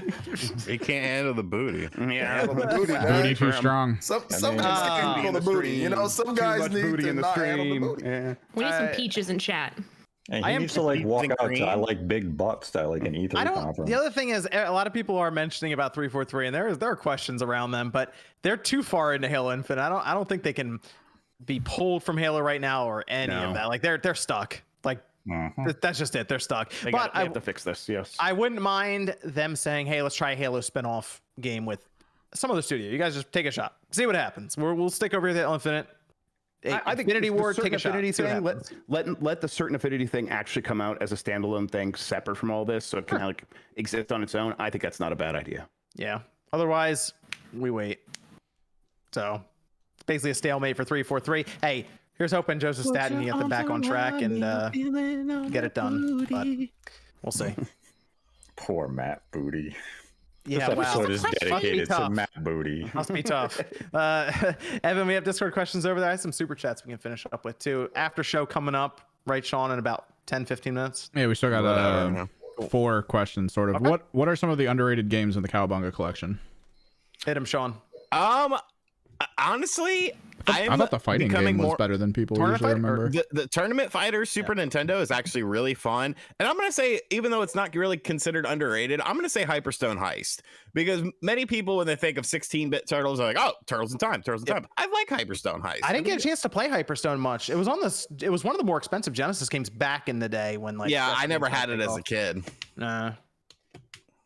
Yeah, I like, and honestly, the Game Boy games are even kind of a bit of fun too. They're just primitive. All right. Go ahead, Evan. We got another Cowabunga one, I guess. So, which is better in Cowabunga Turtles, in Time Arcade version, coming. Oh wait, what the? All right.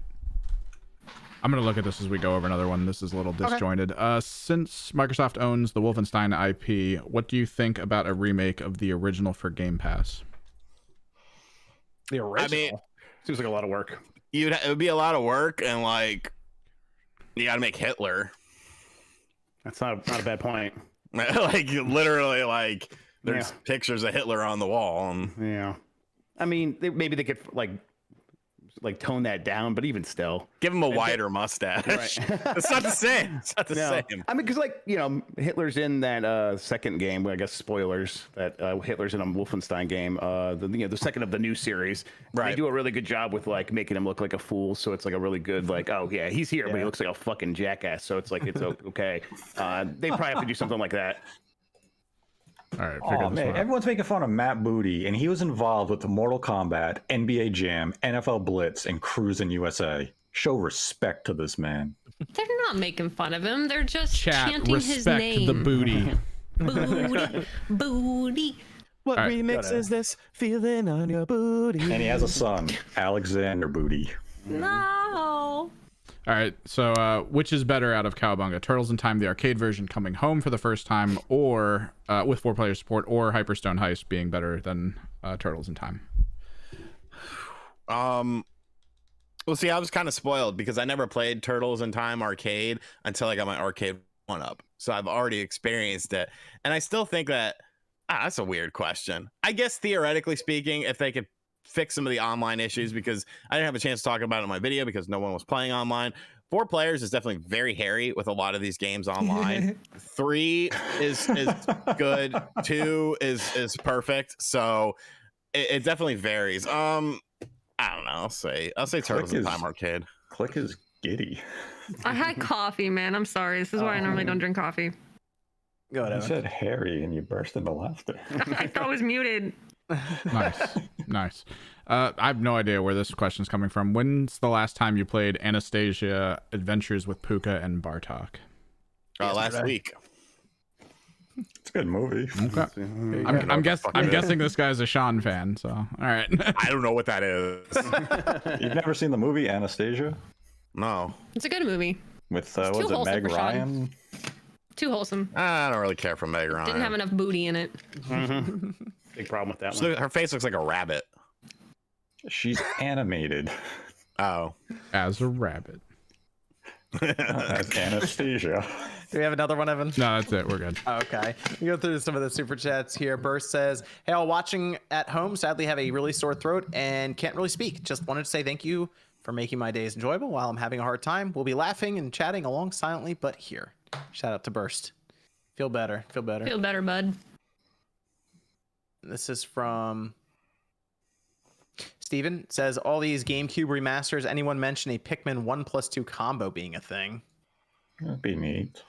I'd be all right with that. I would enjoy it, Man, I don't. Pikmin 4 is just never going to happen, so you might as well give them 1 and 2. Yeah. Didn't you see the article that it got destroyed in the fire? Oh, damn shame. A website really reported that. It's not even as a joke. They really said Pikmin 4 got destroyed in the fire. Chove says definitely clickbait. It never played Last of Us. I just took Liam's joke and thought it was serious. Oh wow, that's funny. Chove says never played Last of Us because I was an Xbox One owner. I can now afford both, so I'm excited for this remake. There you go, Jordan. That's exactly what you're saying. Sorry, I didn't even hear the. They've never played it because they were an Xbox One owner mostly, and now they are up to the PS5 and they're gonna play Last of Us for the first time. Sean, then you're gonna love it. Snapchat. Yep. Don't give super chats. Yep. That wasn't me. That's Sean Hamill, right? Singh says parts of Ragnarok art book leaked today. Thoughts? I have not looked. I actually am to the point with Ragnarok. I'm good. I've seen enough.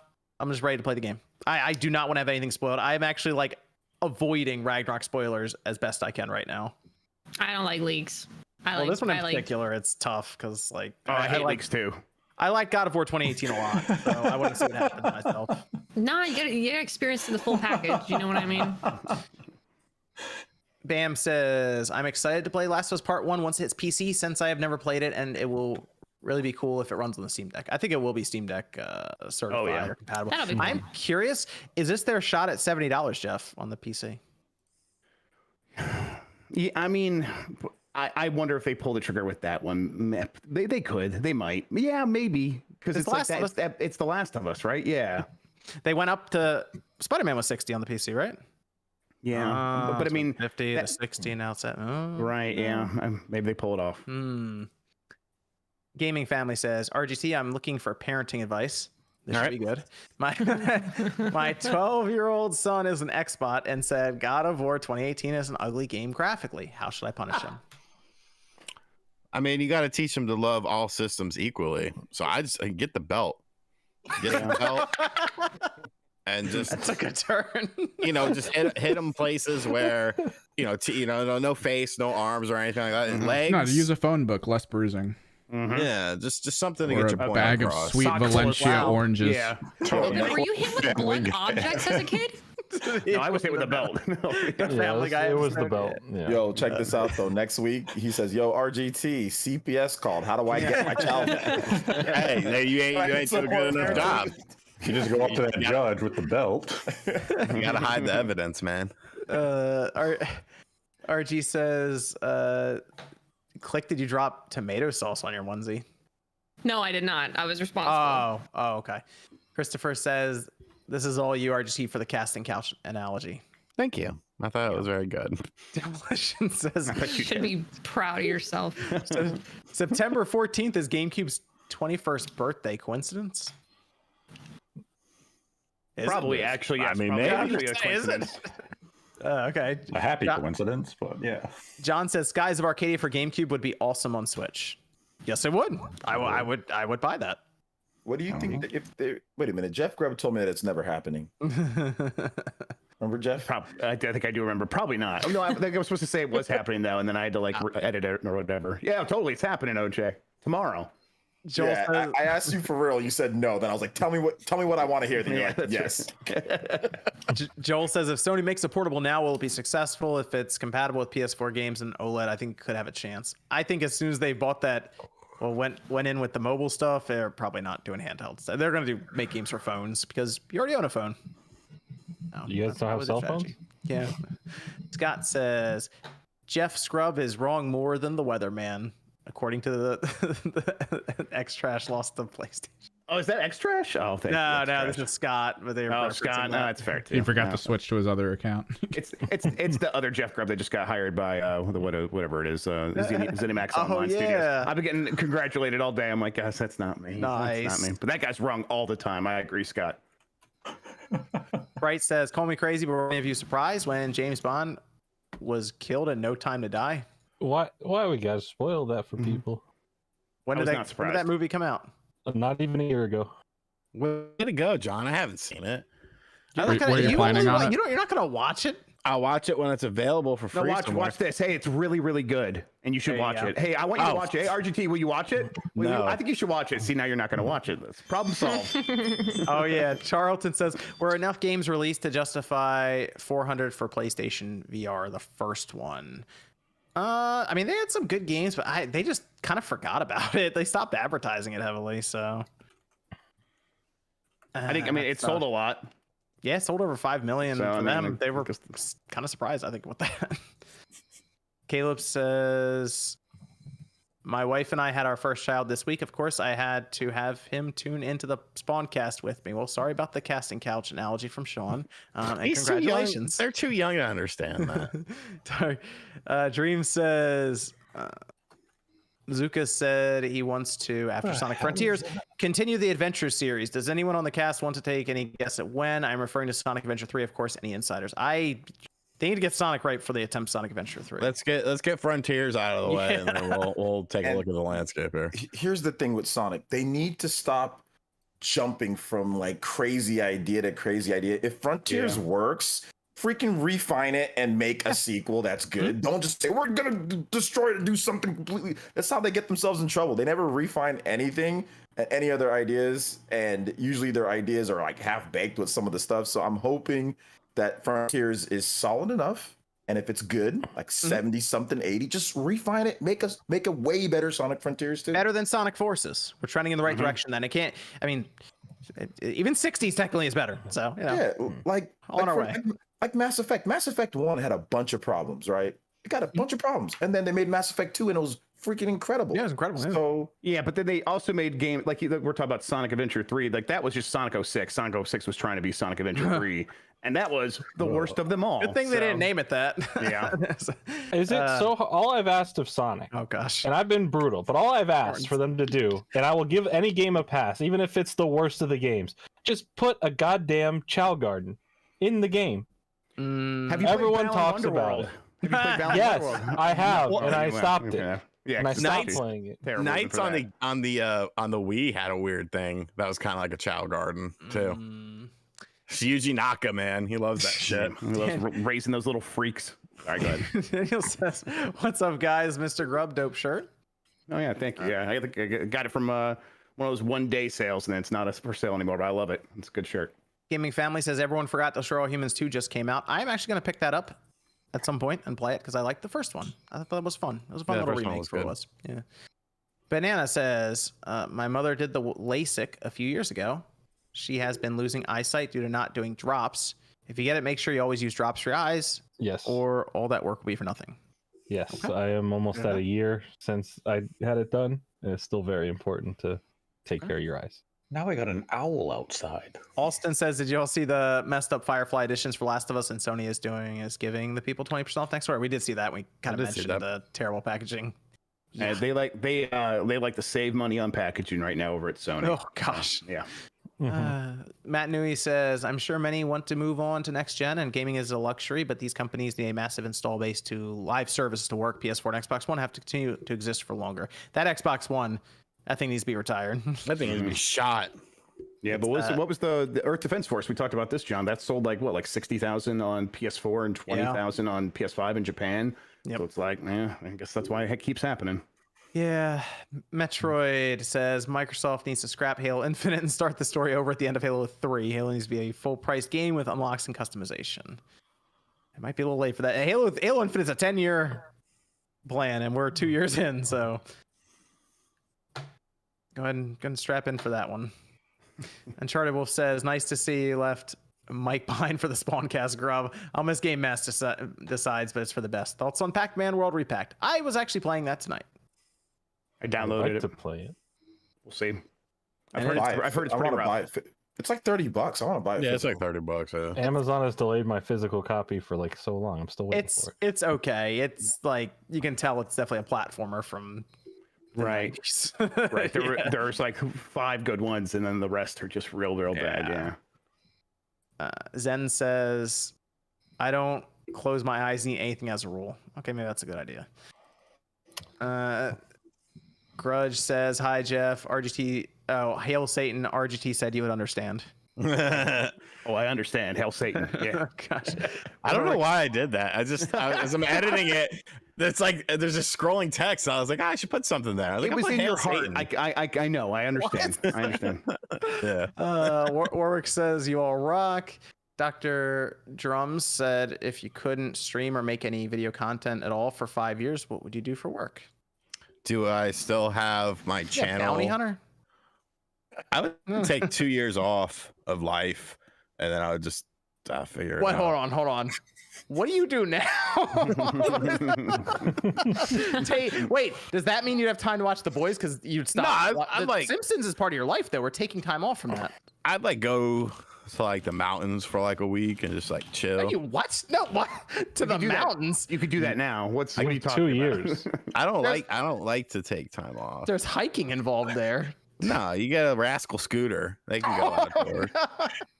You're about to go all-terrain rascal scooter. Giant or like a four-wheeler. Giant monster truck tires on the scooter. Oh, no. I lived in North Carolina, man. 4-wheelers were commonplace. I love riding 4-wheelers, actually. I think they're super fun. Yeah, famous last words of everyone who's ever ridden a 4-wheeler. No, my old boss, he had like all these acres of land out in the middle of nowhere. And whenever I'd go to his house, I'd be like, all right, give me the keys. And like, I would go on his 4-wheeler. I remember one time his daughter was riding it with me. He has 4 kids.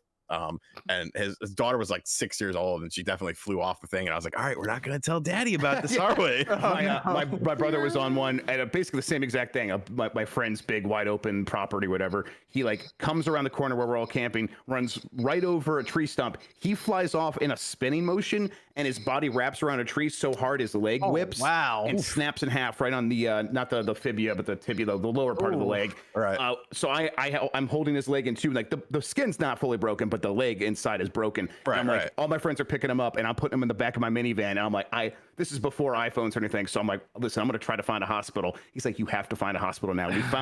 I got on my Sidekick from T-Mobile, looked one up on like Google, like the early version of Google Maps, found one that was 5 minutes away, and they had to fly him in a helicopter from where we were at to Toledo to save his life because the bone was stabbing his arterial vein there, and he would have died in like 45 minutes had we not like done that. So I'll never forget having his leg like wobbling like that in front of me. Oh boy, Jello leg. Yep. Stell says, "Okay, like guys, one of call those me a stress bot, but I'm done with season 2. Why would I go back to Halo? Do you guys understand? Play Halo for the multiplayer. I understand perfectly. That's their job, is to get you back. So we'll see what they have for Certain Affinity in the next season. But otherwise, it's like we'll see in 2023. This is kind of the theme right now." Khalil says, "Can I get a happy birthday from the Spawncast?" Happy birthday. Andrew says, "It's hilarious that Xbox was publisher of the year last year and Sean's just burying them. Forza Horizon 5, Psychonauts 2, and the Infinite campaign were all great." Halo Infinite campaign with an 87, by the way. Yeah. Okay. There's asterisks on that one. It's interesting with the publisher of the year stuff because while I agree they did, it's because they release stuff like on it, like Psychonauts, it's like on everything, you know. So it's like sometimes I guess it kind of loses some of its like, oh well, it's not exclusive. So some people kind of overlook prestige. Yeah, that's their biggest issue right now. Is a lot of the big things they released don't feel like big deals for Xbox. They feel like great deal, great for the Microsoft as a publisher. For Microsoft, not for Xbox. This publisher year thing comes up all the time. I have no idea who the publisher of the year was for any other year. Right. Well, it's because that's what they cling on to. But I've never heard of this until I assume Metacritic does it all the time. Metacritic has done it before. I could not name another one. No, I was gonna say I've definitely looked at it before, and it went like in the back of my brain and immediately left, and I did not retain any of it. Mr. Jackson says Halo Infinite struggles show why people don't have faith in 343, and especially why people don't have confidence in Microsoft, because it's been a constant pattern since the end of the 360. We have a few here, and I'll check Streamlabs. Let's go around here. Let everyone do some outros as well while I'm going through them. Our guest, Jeff Grubb, thank you for joining us tonight. Where can everyone find you? You're also linked down below, by the way. Yeah, thank you. You can find me on giantbomb.com. I do a daily news show, except for on Tuesdays. Game Mess mornings at 11 a.m. on twitch.tv/giantbomb. Come hang out there. It's a good time. We cover mostly what John talked about in the morning anyhow. So, why not just get it twice in the same day? It's a good time. And then we're playing through games a lot, like right after that, like on stream. And we just started Sonic 06 and Eternal Darkness, and that's been a lot of fun. So, I gotta check in for that. Yeah, if you want to come hang out with us for that, it's been really good. We got one person playing, the rest of us are just kind of like riding in the back seat, like yelling at them and stuff. It's really good. What time you streaming that? We do 11 a.m.'s Game Mess mornings, and then right after that, we usually do these streams. It's good time because we're creating our own sanity effects for Eternal Darkness, where I'm like using the Go XLR's like sample capturing thing and playing people's 11 a.m. Eastern. 11 a.m. Eastern. Yeah, that's right. Okay. Yeah, it's pretty early for the West Coast, but that's perfect for me actually. Yeah, and then we're hanging out the rest of the day usually, so it's a good time. But yeah, thanks for having me on, guys. I love the show, so thank you so much. Doomslayer says, "I've been hearing next year is the year for Xbox for several years now. Also, let's not pretend focus on Game Pass over games isn't part of the issue." Well, again, it's 2020, 2023 is like it's what we're all kind of looking at now, because Microsoft's basically been like, we'll see you next year. Eric says, with the Wind Waker and Twilight cart, if on the same cart, which will be on the cart and which will be downloaded. I think they'd both be on the cartridge they were going to do. I don't think Nintendo's like, yeah. This is from MTS saying, can HDMI switch boxes cause any input or video delay? That sounds like an HDMI or a MVG question for the HDMI stuff. I mean, yes, they can. If we're talking about retro consoles on an HD television, yes, if you buy the fucking $30 one off Amazon, like, you're going to have issues. Now, how big those issues will be to you depends on the game, depends on your knowledge of the system, all that sort of stuff.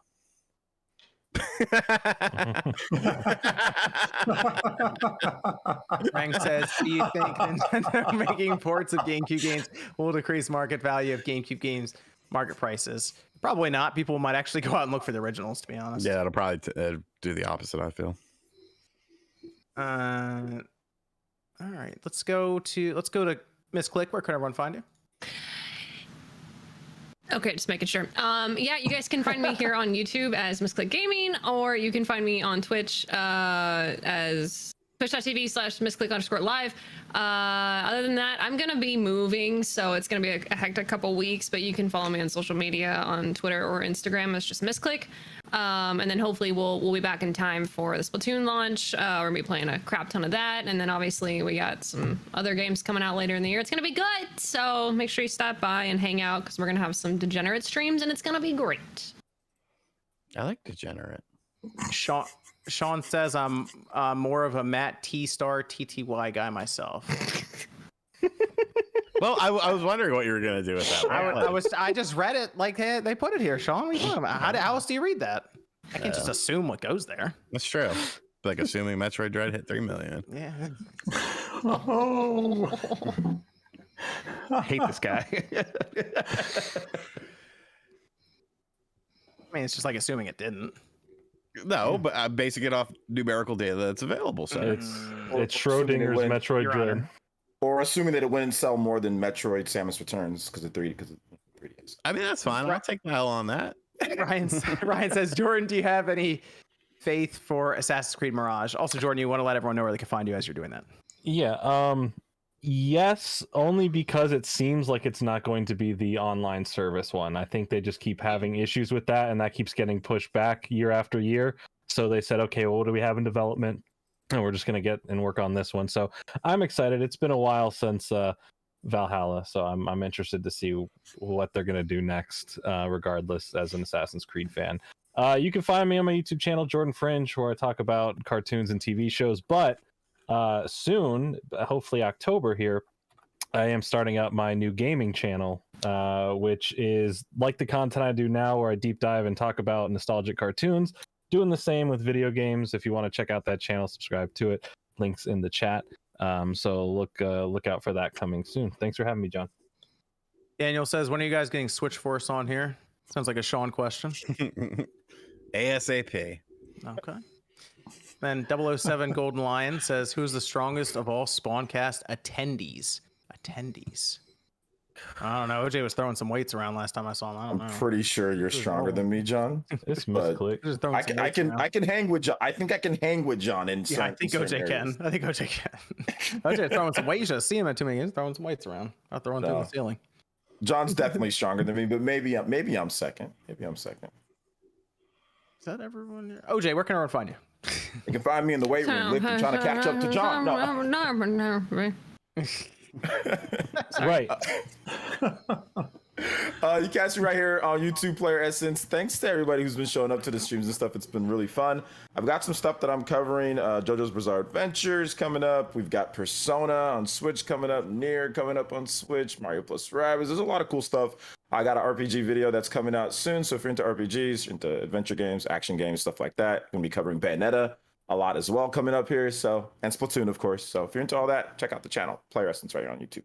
And I stream pretty much 6 days out of the week, new videos in the morning. So if you guys want to subscribe, that'd be great. Andy says, to be fair, it just needed to get there. They can release the final stats next year. And if it made it, it made it. See that, Sean? You see this? Yes, but it was contingent on October 7th or 9th or whichever day it was. There's an after show for that. Sean, where can everyone find you? And where's that? Find me on the after show here. Go here. And we're just gonna Fish Fan already said he wants a story. I kind of screwed Fish Fan last week, but I went into the vault of memories and I remember this Jaws spelled story. Here wrong. Go her. That's my country grammar. What are you talking about? Yeah, so we'll tell the Jaws story on there. And if we hit 20K, I'll throw in an extra story. Okay. Richie says, so I've been trying to decide between a Series X and a PS5. I'm not sure which one to get, and I'm just curious on y'all's opinion. P.S. The fans love Nate. He's the real star of the Spawncast. Nate, why don't you go ahead and give him a quick recommendation and then let everyone know where they can find you. I mean, it really comes down to your preference in games. If you like games that Microsoft puts out, be it Gears of War, Halo, Forza, Series X is a fine option. If you're more into Sony games, God of War, Horizon, and those style of exclusives, and the PS5 is the best bet. So it really comes down to your preference in games. But you can find me on YouTube at Nate the Hate and on Twitter at Nate the Hate, followed by the number 2. I will be recording a new episode this coming week, but it will probably be available in the week following. As everyone knows, MVG is currently traveling, so there'll be a slight disturbance in the flow of episodes for the next week or two. I'll give a more definitive answer than Nate. I think if you're for holiday shopping now, since Sony has some God of War and stuff coming up, I could see why you look at the PS5 this year and then the Xbox next year if Microsoft starts getting games out with Starfield, Redfall, Forza. Get a PS5 and then like save a little bit of extra money and get a Series S. The Series S is great. Just get a Series S like next year. You'll be fine. Yeah, well, I mean, at the same time, you could just say, I mean, if you already have a PS4, you can play God of War. There you go. Yeah. Good point. Good point. It's gonna be the crusty version. We all know that. It's gonna be the crusty version. It'll be fine. No, I don't know. My PS5 is trying to take off in orbit. For that type of game, you want the best experience possible. That's like a once in a generation. Yeah, but not playing it all versus the crusty version. Yeah, crusty version. You do not want the crusty, the clown version. You need the premium experience. Liam says, why does everyone act like Star Fox a dead franchise? Every console since the Super Nintendo has had one except the GameCube with 2. The DS had 1, the 3DS had a remake, Starlink had a collab, and 2 released on Super Nintendo Mini. Am I missing something? The Wii didn't get the Wii didn't have one. Yeah, the Wii. Star Fox isn't dead. It's just a matter of when will the next Star Fox come to market. And will it not just be a reskin? Yeah, it's they've been redoing the same game. Star Fox 64 has been redone so many times. Re-released Star Fox 64 3D. You got the freaking one, the one on the Wii U was a retelling of the original game. You know, so like we haven't had a new original one since like what, Assault? Yeah. Or when did DS one come out? 2003. Sounds like we need. Command was 2000. Yeah, 2003, 2004. No, Command was like 2006 or something. So it was that late. Damn. Yeah. Sounds like we're due for Star Fox Adventures to get a remaster. Then that'll work. Star Fox F-Zero crossover. Lyric says, I can confirm 007 will be announced on September 13th direct. There we go. Heard it here first. All right. Evan, you want to let everyone know how they can find you as we close out? Find me on Twitter at Kimrick's Project. If I'm doing streaming or anything's going on, I'll usually post up there. We're still trying to stream Monday, Wednesday, and Friday, just random shit, usually in the middle of the day. So, okay, very cool. Thanks everyone for tuning in. That'll be the Spawncast for tonight. We'll be back next Saturday night, 9 p.m. Eastern time, and hey, hopefully Nate will be able to talk about Silent Hill finally. We'll see. All right, we'll see you guys. What? But where have all the cowboys gone?